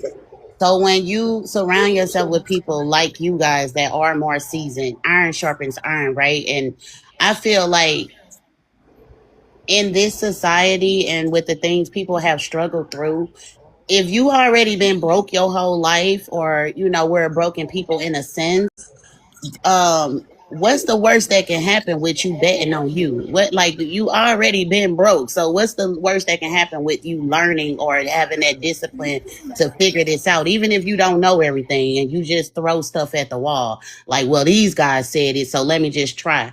What can it hurt? What can it hurt? We already know what the bottom feels like, so, like, what can it hurt? I think that's because people, it's not about being broke, it's about being poor. It's a main difference. So the average person, especially people in our community, we have a poor mentality. And that shit is contagious. That shit right there, honestly, is one of the most deadliest diseases of all time. I survived that disease when I was young, right? But Right. broke is just a temporary state. You can millionaires are broke sometimes. Broke is just something that you're going through temporarily. You have to get rid of that poor ass disease, that Mm-hmm. poor mentality. Once you completely diminish that away from your life, then you can worry. You don't have to worry so much about being broke, because the brokenness comes in cycles. You know, even with the steps of life, brokenness comes in cycles. When you're lower class, you know what it feels like to be broke until you get to that middle class. Once you're middle class, you'll go through another cycle to know how it feels like to be broke, until you get into the upper echelon. And then even at that point, being a multimillionaire, you can still go through cycles to where you don't have the same amount of money, the same access to money as you used to have. So it's all about getting back, defeating that poor mentality. Because once you defeat that poor mentality, everything else flows in cycles. Everything else flows like the river. We have a poor problem. We don't have a broke problem. Too many people are too complacent with being in the lower echelons of society and staying there. They get a blissful happiness about being poor. I know most of my family is in that state. And when you try to tell a poor person something that's going to make that gets them away from being poor, notice that most of the time they fight against you and your ideology. They will defend that poorness to the death. It's a disease. Let's get rid of that poor disease. Mm-hmm. Yeah, facts. Yeah, facts. I'm just making I'm driving, so I don't have the camera off till I get to my next spot, which is like 2 minutes. But yeah, no, brother, that's a great point. You know what I'm saying? That's why I come down to mindset. The mindset is the most critical aspect to everything, And obviously, when we come in this money, I mentioned like people who hit the lottery. If you don't have the right mindset, if you don't have the right information, if you don't, you're not prepared for the wealth that you're getting ready to come into, you just lose it anyway. You'll just end up losing it. You'll end up getting scammed, and that's another thing. Look out for the scammers. Look out for the scam protocols. Do not connect your wallet to certain websites. They'll drain your funds, and there's going to be a lot of stories. It's going to be a lot of horror stories, because there always are, the people who connected their wallet to the wrong website, or they gave somebody their information not realizing. And that's why it's important. Security is probably almost just as big as anything else when it comes to getting this wealth, because a lot of people will end up losing their seed phrases or something of that nature, not taking it seriously. It already does happen, but it's one of the things that you definitely want to make sure that you are aware of as well as you get ready for this wealth. You need to start planning for the wealth. You need to start realizing that you already are wealthy because you got the information, you're in position, and you're acquiring the assets. Now we're starting to figure out, how do I preserve the wealth? How do I protect the wealth? You know what I mean? Now it's starting to, future project, have a little vision and foresight for your life. It's having that knowing. If you know you are divine, you know you are blessed, you know you deserve more, you know that, you're looking for your life to be greater than where it is today, well, then that's a given. Because if that's what you see for yourself, then more than likely that's what you will attract and that's what you will receive. But now it's okay, if that's what you're planning for, plan for the challenges as well, plan for the obstacles as well, right? And get ahead of the adversities and challenges that typically happen to people, when they come into this wealth of opportunity. So make sure that you prepare. Make sure you have your trust. Okay, make sure you have your legal services or advice or system in place. Make sure that you have your will or your private foundation. Make sure you have a way to secure your assets. Make sure you got your seed phrases to your wallet written down, not online. Make sure it's laminated and put it in a safe. Make sure that you take this serious, because it's unfortunate, but a lot of people have lost a lot of money in Bitcoin and digital assets because they just forgot their password, they lost their wallet, or they connect their wallet to the wrong exchange, or they met some scammer and who told them to do this and that, and they lost their money. So that's another major thing when it comes to this space too, is about security. Bro, I got a half a Bitcoin in an atomic wallet I can't get access to. Damn. Yeah, tell me about it. Trust me, you want to make sure you're double backing up your keys. You double backing up your passcodes. You want to make sure you have all access to all of that stuff. So trust me, from personal experience, make sure your stuff is on point. Make sure all your I's are dotted and all your T's are crossed. Yeah, definitely, without a doubt. Brother Demi-san, y'all see you, brother. Rich Education, good to see you in the chat. The education system was designed to make the masses poor. Once awareness comes and discipline, without a doubt, brother, I'm right there with you. Somebody said, once the Clarity Act is established, that will affect crypto. Yeah, without a doubt. Like I was saying, it's not an option to get into this space. I believe they're going to pass it. They don't have no choice but to pass it. I do see Brooke Odyssey in the chat. Brooke, good to see you. Me? How are you? It's Brooke, good what's to up? see you. Likewise. Oh, you broke up there. What's going on? It's my lost service. Come back in. Sorry, Okay. I'm back. No, you're good. I got a call. How are you? I can't complain. We just documenting, this wealth transfer and trying to help people, stay ahead of the information and acquire the assets. But how are you? How are you doing? What's going on? Same, my man. It's happening so fast.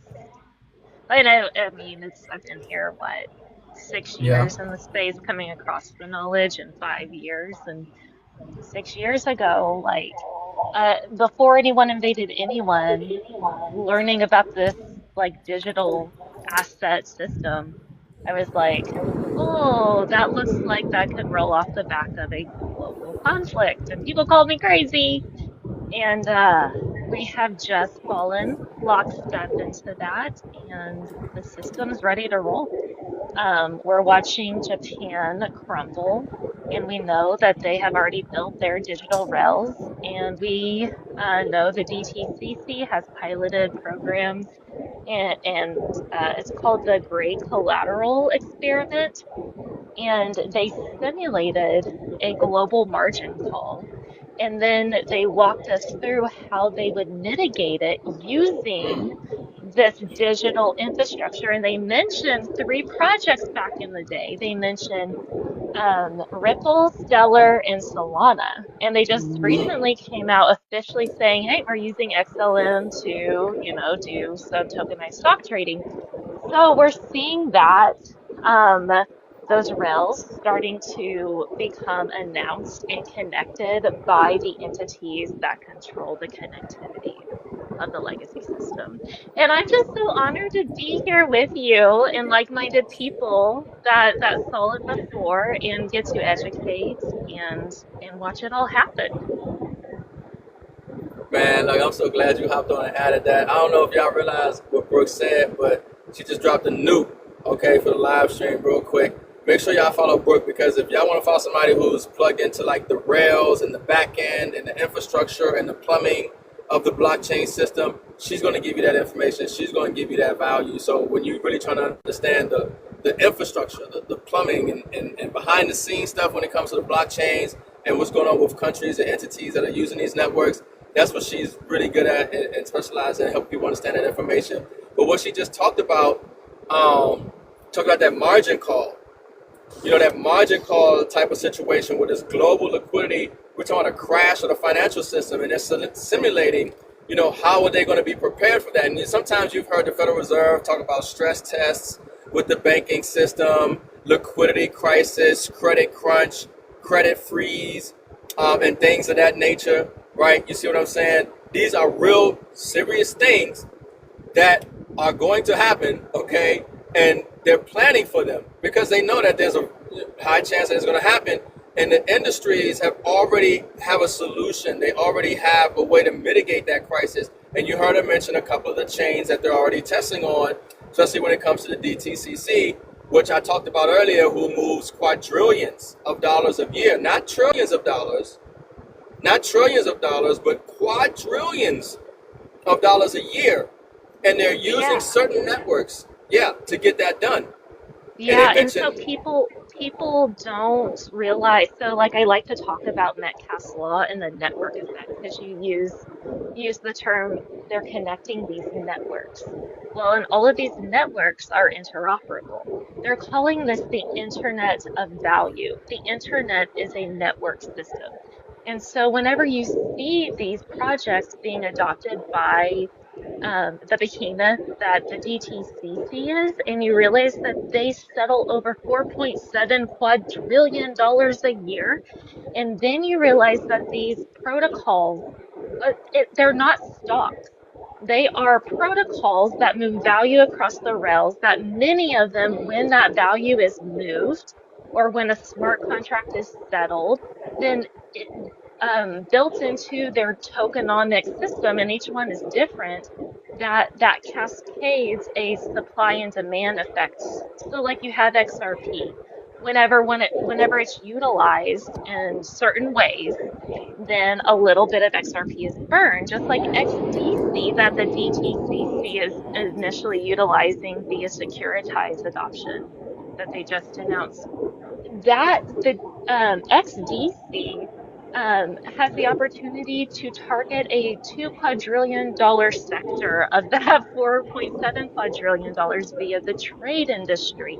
And you realize that whenever if they're saying, hey, we are utilizing this project, whenever they utilize XDC smart contracts, that incurs a burn fee of XDC.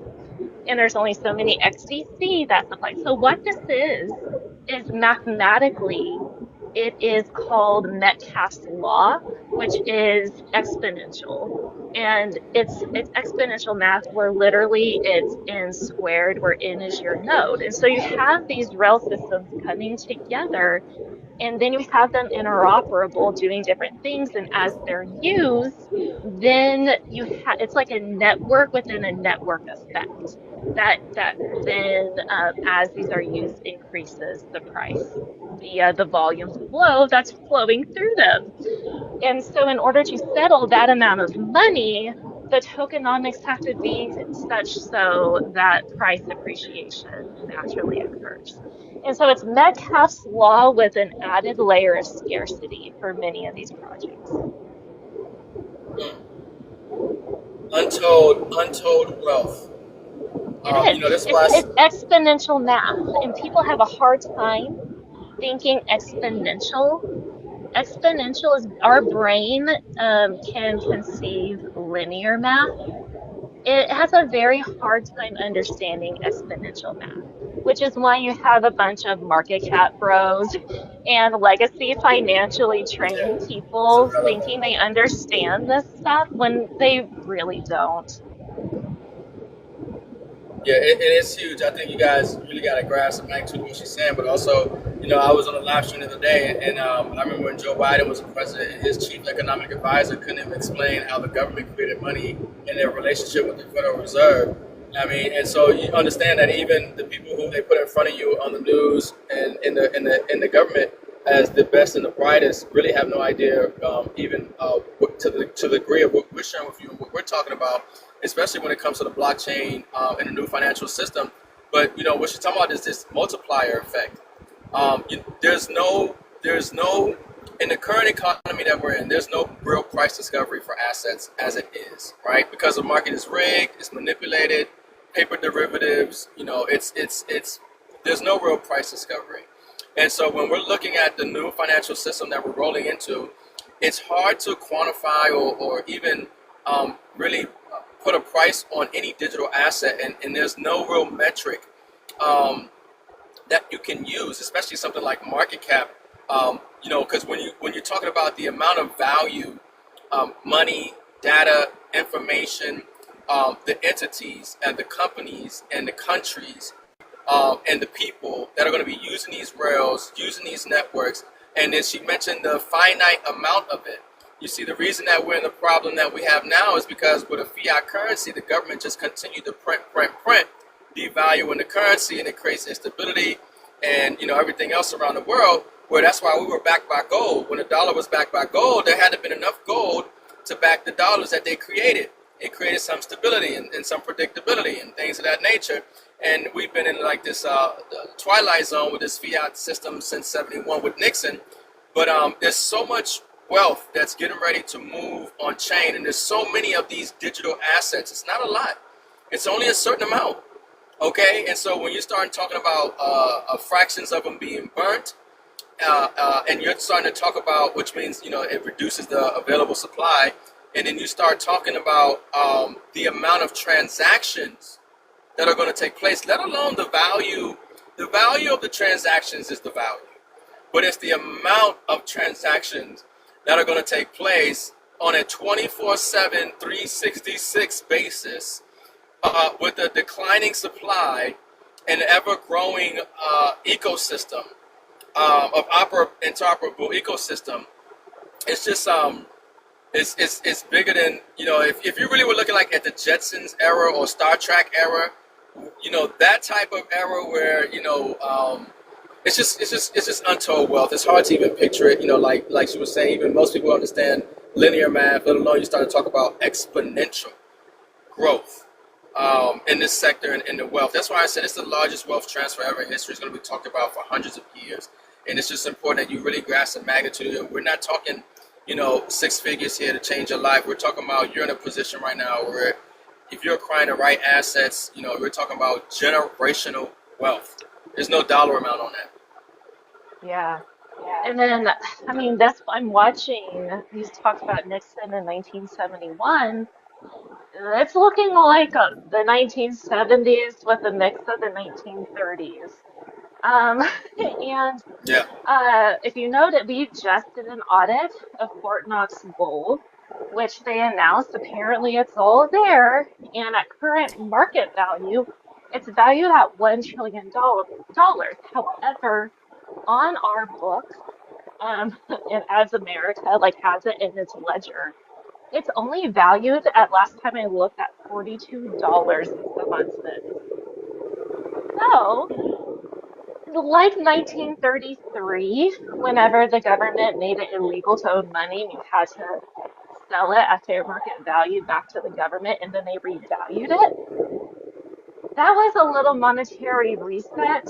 And I think we're upon something very similar as that our fiat currency systems across the world, we're looking at Japan right now, um, Turkey, there's uh, fiat currency collapses happening. And so you also look at the reserve assets of which banks are holding, and gold has surpassed the dollar in recent years. So that signals to me that a shift back to a gold asset-backed system is imminent. And now it's easy to do that because we have this digital system and we have tokenization. So now what made gold kind of hard and a friction to have within a money system, this technology solves. So I think it's a very high probability that we have a gold revaluation to help with our um, uncontrollable fiat debt currency situation. And it's a possibility revalue gold to 20,000, 30,000. That's just my speculation because we revalue gold. That asset on our balance sheet, GDP wise, it closes the debt gap. And so then we can repeg our money back to not just gold, but a basket of tokenized assets. No, that's powerful. And I agree with you. 50 years, 1930, 1971, 2030. I mean, there's resets in the monetary system. We're witnessing a reset right now, and the magnitude is hard for people to fathom. But yeah, when you're looking at gold, gold has always really been the foundation of the global financial system. It's just they played this game with us, and they manipulated people into the dollar system, and then they created the petrodollar, and they created the demand for the dollar where there was none. And now there is no demand for there is no requirement for countries to buy to pay for oil in dollars. Right? That deal is up. And if you listen to Jim Rickards, he's always said that every country will they have gold, and because of blockchain, it will be tokenized, and they will settle the transactions with a gold-backed, digital asset. And, the gold doesn't have to move. It can sit in some vault in Switzerland maybe, or, the countries hold on to their gold, but it's all tracked on the chain. It's all tracked, on the blockchain. And, yes, we will see a gold revaluation. You don't have countries want to repatriate gold and things of this nature. And, gold is sitting at the prices that it is. We will see. And I think that's a modest evaluation because some people that I know who are pretty in the inside, they were telling me gold is going to get revalued anywhere to 50 to 70,000 an ounce, and on an extreme level, anywhere to I think she was saying 100 to 120. But I think we might anywhere between 20 and 50,000 at least is where we'll probably see the revaluation of gold. And Brooks actually right, that'll actually pay off the debt. And we move forward in the system where it's a stable coin environment that are backed by treasuries, and that creates because obviously what gives the dollar, the Federal Reserve, the ability to create dollars is the bonds. They buy the bonds from the government, and they call up the treasury and say, hey, print up X amount of dollars. But now the stable coins will be back in the bonds, and so we don't need the Federal Reserve to play that role anymore. All these dynamics and all these variables and things are taking place all at the same time, essentially. And that's why, people might be frustrated in the way that things are moving, but it's a really big thing. I mean, this is a Titanic type of situation. It's not a speedboat. It's not something that just happens, with the snap of a finger overnight. No, this is literally it. This is it. Okay? This is the it moment. And we're seeing it, the convergence of it, take place in real time. It's in real time. You're watching a movie and you kind of know where the movie's going at some point, but you still got to get through the scenes in the movie to get to the end of the movie. We're in this movie right now, this Matrix, and we're watching it reset. Yes. Say. It's literally the Matrix, and I took the red pill. Yes, yeah. And we took the red pill. That's it. That's the difference. A lot of people have taken the blue pill. They went to sleep. They got distracted, and they were making it. They were trying to make it to where all of us would take the blue pill by poisoning the food, by calcifying your pineal gland with the fluoridation in the water, by putting the filth and the perversion in the music and in the entertainment industry, by creating division amongst the families, by creating an economic environment to where you're having to work and for less and try to maintain on what you have, and dumbing down the education system. That was them forcing a blue pill down our throat, accepting mediocrity like Cliff was talking, and not aspiring to be greater and better. That's why they're going after Tate brothers. You see what I'm saying? Because in my opinion, of the message that the Tate brothers had and how they were impacting young men across the globe, and with their message and with their frequency and vibration and understanding and breaking down of the system. They didn't want us to be connected and conscious and strong and empowered and independent. They want you dependent. They don't want you self-sufficient. You understand? And so we're moving into this they can't stop it. They talk about Project Looking Glass. And they said no matter what they did, the outcome was the same. So they're still playing their game regardless, even though they know the outcome is the same. And that's that humanity's consciousness will rise, and that humanity will grow and prosper and usher in a new era of growth and peace.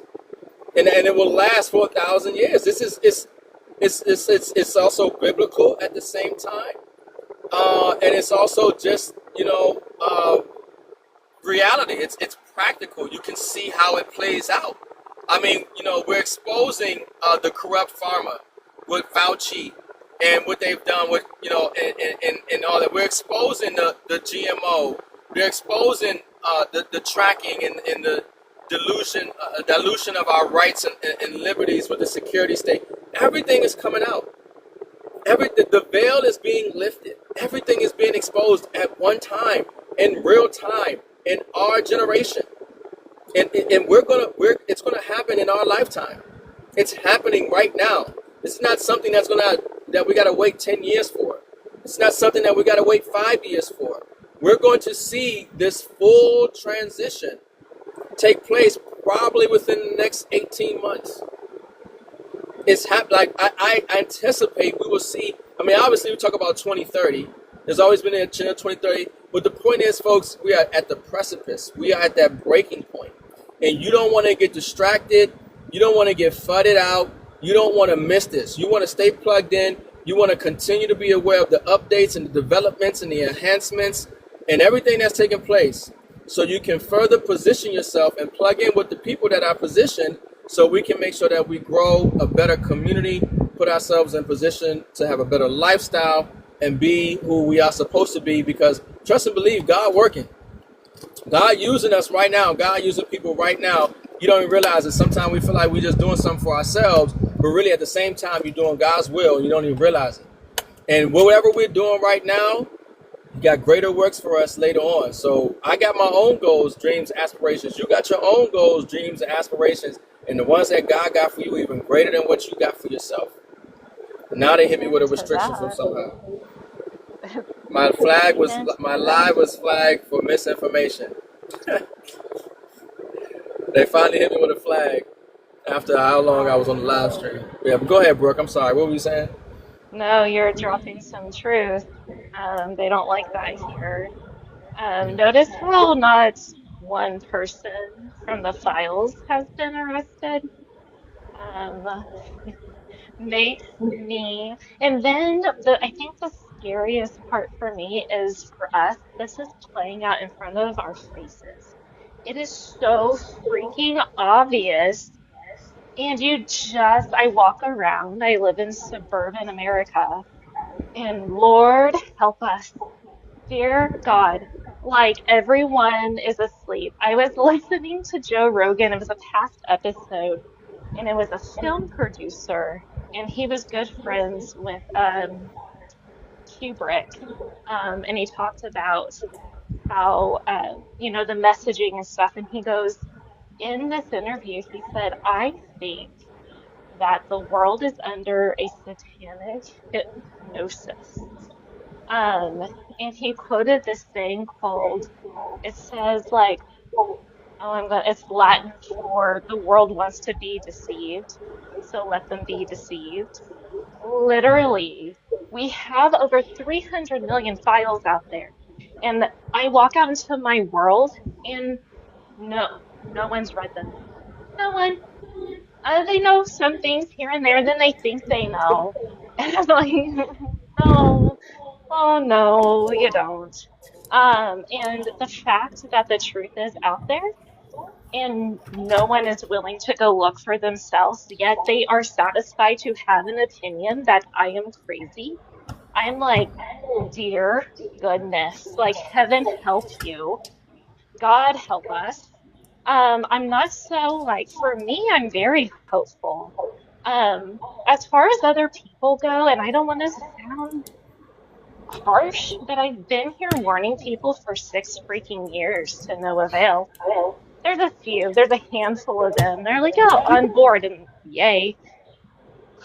However, the normies out there are about to get a very rude awakening, and my sympathy to a lot of them is becoming zero. And there's a part of me that I'm like, you know what? I don't like the people who rule this world, but people are so freaking dumb. I gotta give it to them. I understand why they want to. Anyway, that's my rant. Yeah. Yeah, no, Cliff talked about it as well, and I mentioned it that, I was going to say, feel sorry for people who aren't taking advantage, but, for the people who,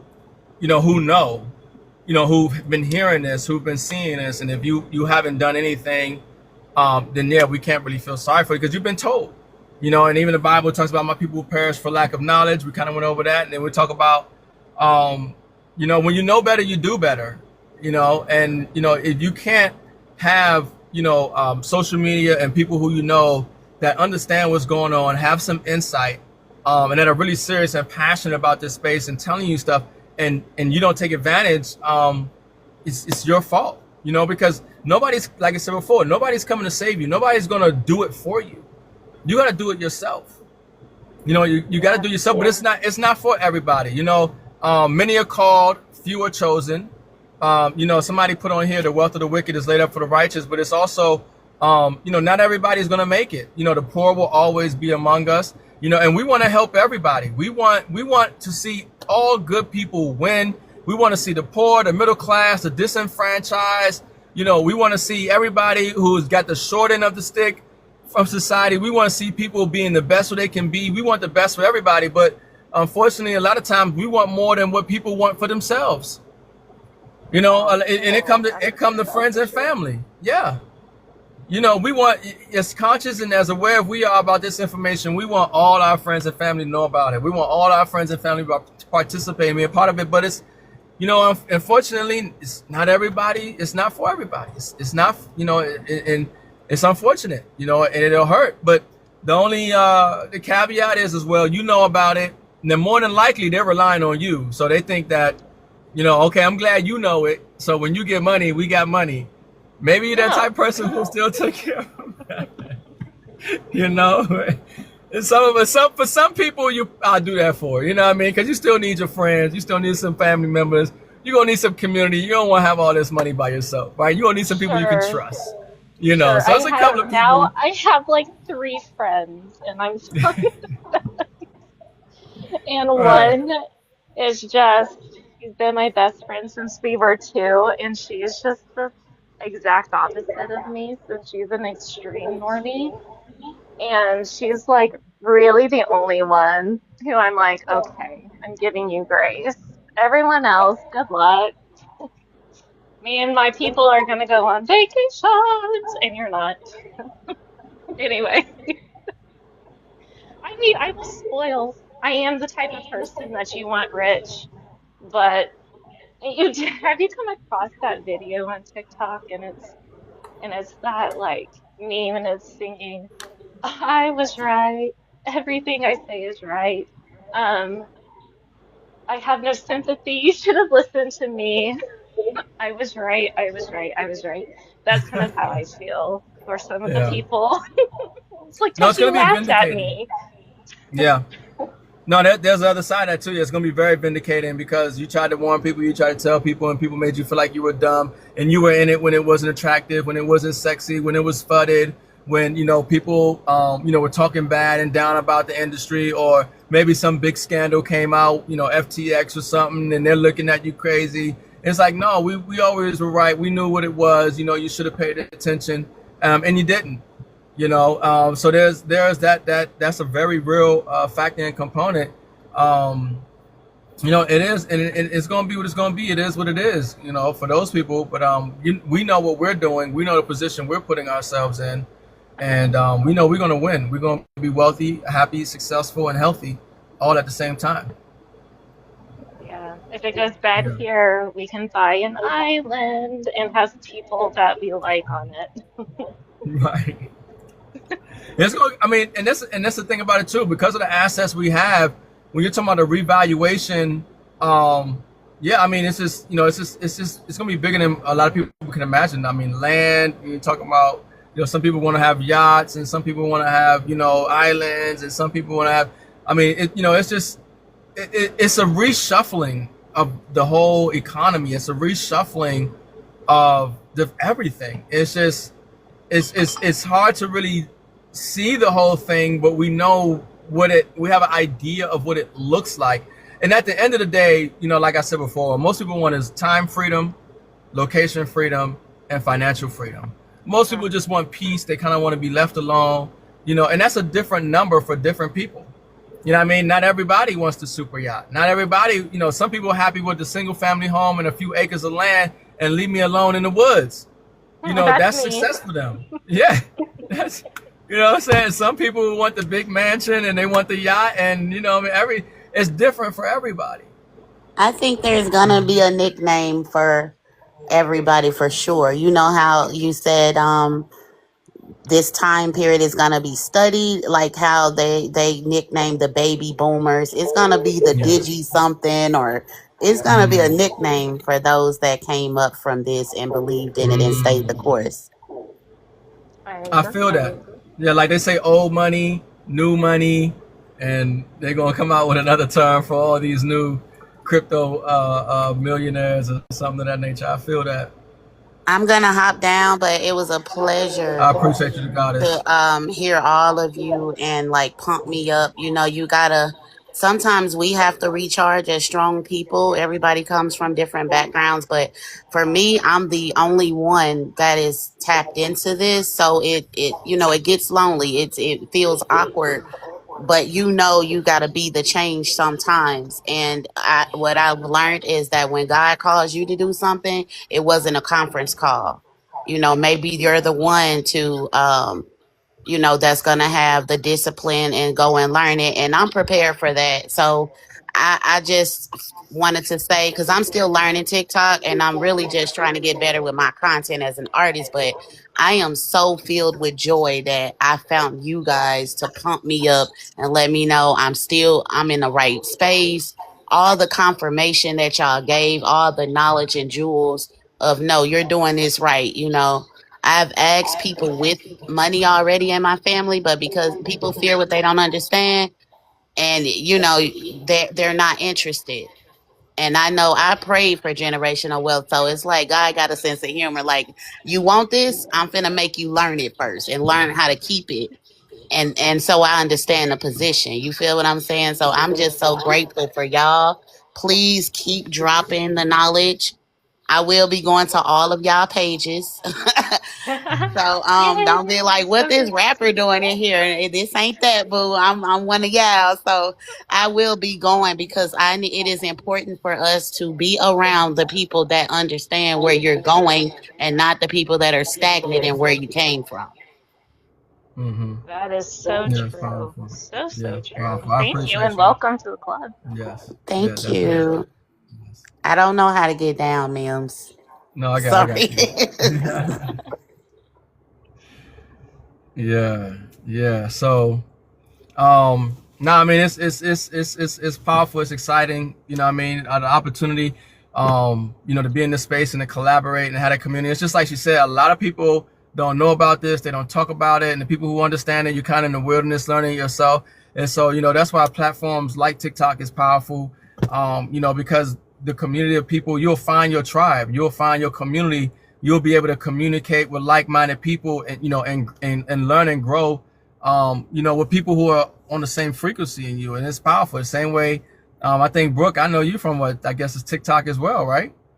I think on social Um, media, or did we meet social from? media, yeah, you Yeah, met Rico, and so I am yes, that type of person. Rico's like my yeah, best friend, and he was yeah. just like, "Oh, I'm meeting up Shout with out to Rico.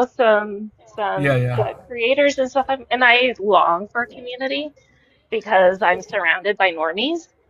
right. And I'm like, I'm coming with you. And so, yeah, we had That's right. dinner in Oklahoma Yes, City, and then I was on your show. yes, with Mike. Yeah, yeah, yeah. Yes, it's my I thought I might have seen. I don't know if I've seen your content prior to me with Rico. I can't remember, but yes, it was with Rico. Shout out to Rico, another content creator. You know what I'm saying, big on digital assets and helping people wake up to the system. And yes, we met you in Oklahoma, and then yes, eventually coming on the show. But I mean, that's the thing, folks. Like you won't even know. You'll gravitate to certain people. You know, you will meet certain people. You know, you'll attract certain people. So while you're on this journey, so you know, it's not all 100% to you. Sometimes you just got to take that first step.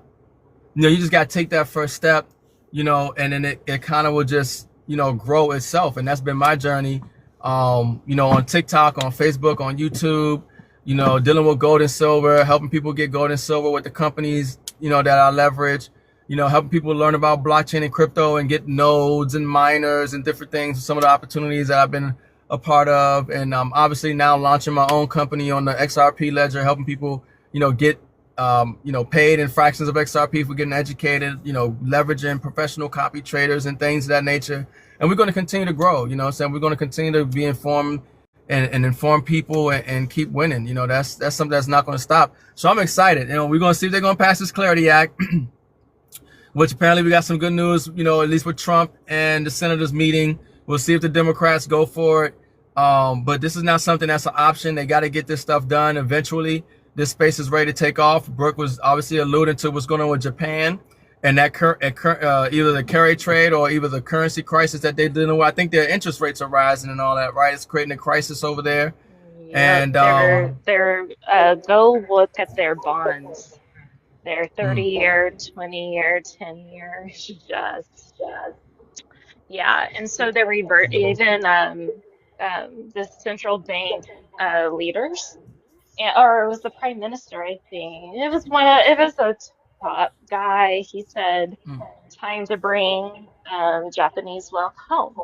And so they are signaling to you that they are ready to reverse what. So our global financial system is very heavily based on Japan and their artificially low interest rates for the past 30 years. And so that is now taking the inverse direction of that, unwinding decades of that system. So, yeah. yeah. And they're getting ready to move it. They're getting ready to move it on the blockchain. And so, so the thing is that this system would have collapsed a long time ago. 2008, we thought it was going to collapse. A lot of people got excited about 2012, thought the world was going to end. But the system was supposed to collapse. This present debt-based system was supposed to collapse probably a long time ago. But they've been able to, you know, keep the jig up, keep the rig, you know, system going. But now it's collapsing under its own weight, and a lot of the things that were supporting the system to continue to moving forward, the beast to continue to live, those systems and mechanisms and ways that they had are no longer working. Yep. And when it all hit, when shit hits the fan, uh, you know, the natural instinct is for people to look out for themselves. And that when it comes to governments, that's when it comes to entities, that comes with individuals, They're going to look out for what's best for themselves and their family, their community, their country, their nation. And so that's what Brooke is alluding to, where, the system, one of the features and mechanisms that allowed the system to continue to function is literally coming to an end. And it's one of the Yep. major components that allowed it to function. Yeah, it's kind of the time where the piper takes payment. They've reached an end of the road, and they've known this. That's why in 2008, like you said, the system did die, but we've Yeah. been patching it. The legacy system's been patching it with like band-aids on, pew holes. Um, so it's been, yeah. And so this is a planned collapse. And much like in 2008, I've been going over some of the documentaries and films based off of that time. They are looking out for themselves, and they have embedded ill investments and overvaluated asset prices directly into mom and pop's retirement. They knew that we would not bail out the banks again. However, we would bail out mom and dad, me and pops. And so yeah, the people's um it's my prediction and my analysis that uh that all starts to go up in flames, and we are begging them for a solution, which has been my thesis for 6 years. Um, so you're looking at global sovereign debt crisis, and you're going to be looking at really hard times for the common person. So it's not fun. Yeah, it's a house of cards. It's a house of cards. It's collapsing. There's a global debt crisis. Somebody gonna have to pay the bill. The margin calls will hit, and that's why we're hoping, that maybe there's some type of V-shaped recovery in the sense of because of blockchain, and they get these rails and everything's in place, and that's why the DTCC is doing the tests and everything to prepare for it. But there will be, instability. It will be a trying period, and it will affect some more than others. Um, and it's going to be, I said it's going to be the greatest wealth transfer, greatest reset. It's going to be one of the greatest things to live through and witness and see. It's going to be pretty chaotic.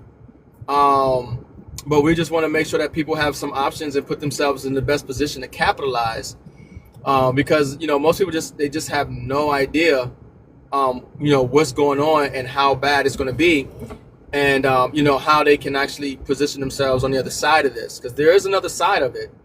But we are, without a doubt, global debt crisis, margin calls, liquidity crisis, credit crunch.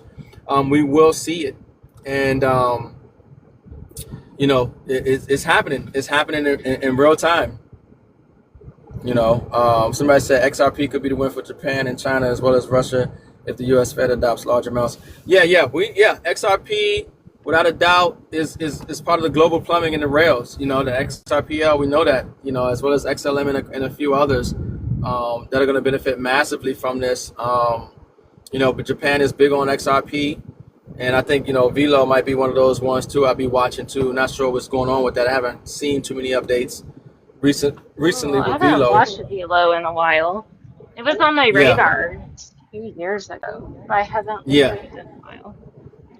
yeah. I haven't. I know they made major partnerships. Velo is supposed to be like the XRP for Japan type of thing, but or Asia even maybe. But I haven't seen too many updates on them as of recently. They have still pretty decent market cap. The coin obviously is going down like everything else. But one thing about when you're looking at these digital assets too, don't always get caught up on the price, because the price doesn't always correlate the value.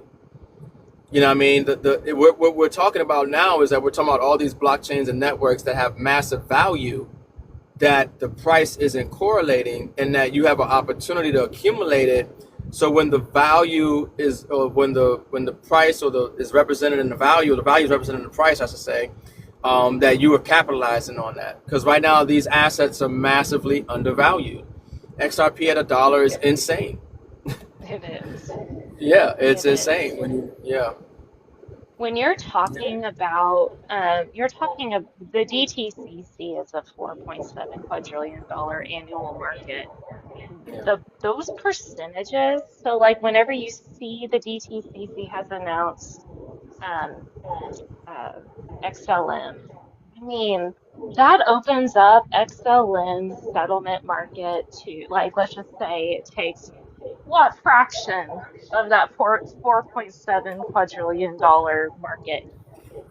I know there's a bunch of different projects that are going to be utilized via the DTCC, but percentages and the math gets really fun when you add those zeros with like multiple quadrillions. Um, Especially, I mean, people don't go do your research on XDC. It is right now below 3 cents, and that one is a sleeper juggernaut. You are looking at a token that has been adopted by the trade industry, trade like uh, corporations and trade agreements they're partnered with, and then they partnered with multiple, like Securitize specifically, and then Securitize was just adopted by the DTCC, which exposes XDC to about $2 quadrillion worth of that market share. So just taking a fraction, and then it's like $5 trillion of daily volume, trade volume. That those percentages of moving across a project like that, just say it captured 1%, like it gets fun. Yeah. Oh, it gets really fun. So forget what you're talking about when you're talking about when it comes to market cap, especially when you're talking about limited supply and shrinking supply and things of that nature. And I mean, yeah, you're talking about global trade. When you start to really conceptualize that we're talking about everything going on chain. We're talking about everything, and we mean everything is going on the blockchain. And there are certain blockchains that are compliant and that are going to facilitate the transfer of that data, that information, and that value. And the transactions, the amounts is ridiculous. And, obviously when Brooks talking about the quadrillions of dollars, and you're talking about a particular digital asset, whether you're talking about XRP, XLM, or XDC or something like that, even getting a fraction of that. And you do the math. You do the fraction of it. Actually, you do the fraction of it, and look at where the asset is now, and look at where the market cap is now, and you start to go play with the numbers, and then you can see the potential. And then even if you were 50% off, okay, you're still much better than we. Even if you was Yeah. 50% off, Man, and I you ran know, my original calculations. So you can kind of do like price modeling is really hard because you have to make so many assumptions.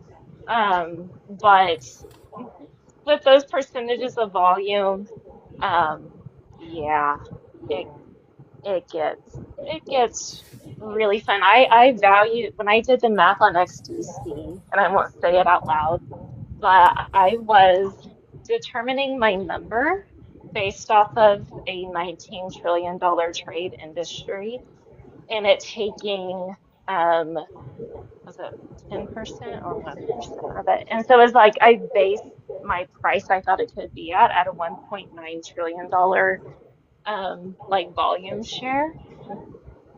And those numbers have like recently changed whenever it's opened up to a $5 trillion daily market share. The number is now like hmm, real fun.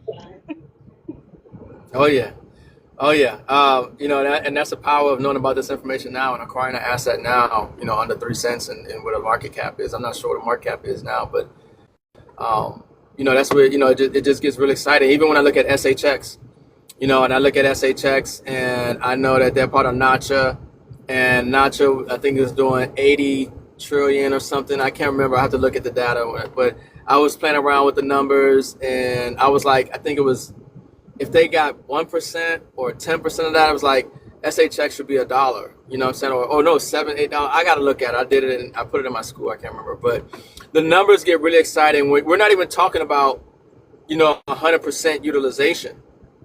We're just talking about percentages of what is already moving in the old financial system, a percentage of that moving on chain, and what the digital asset and the rail that's going to be facilitating that transfer, where the value of that asset could be.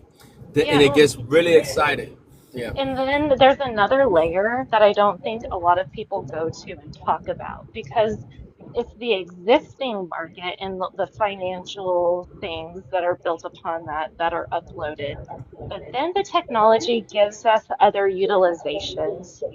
So you're having agentic trading, and so you're going to have these minimal, like the speed of which payment is going to start dinging across nodes is it builds upon this exponential math that a lot of market cap bros don't ever consider because they take the old system, how we do it, the market capitalization, the blah, blah, blah, blah, blah. And I'm like, no, no. Like, I think it was Elon Musk. And when he's giving this interview recently, he's like, I think between now and 2030, the economy at least 5 to 6 X's.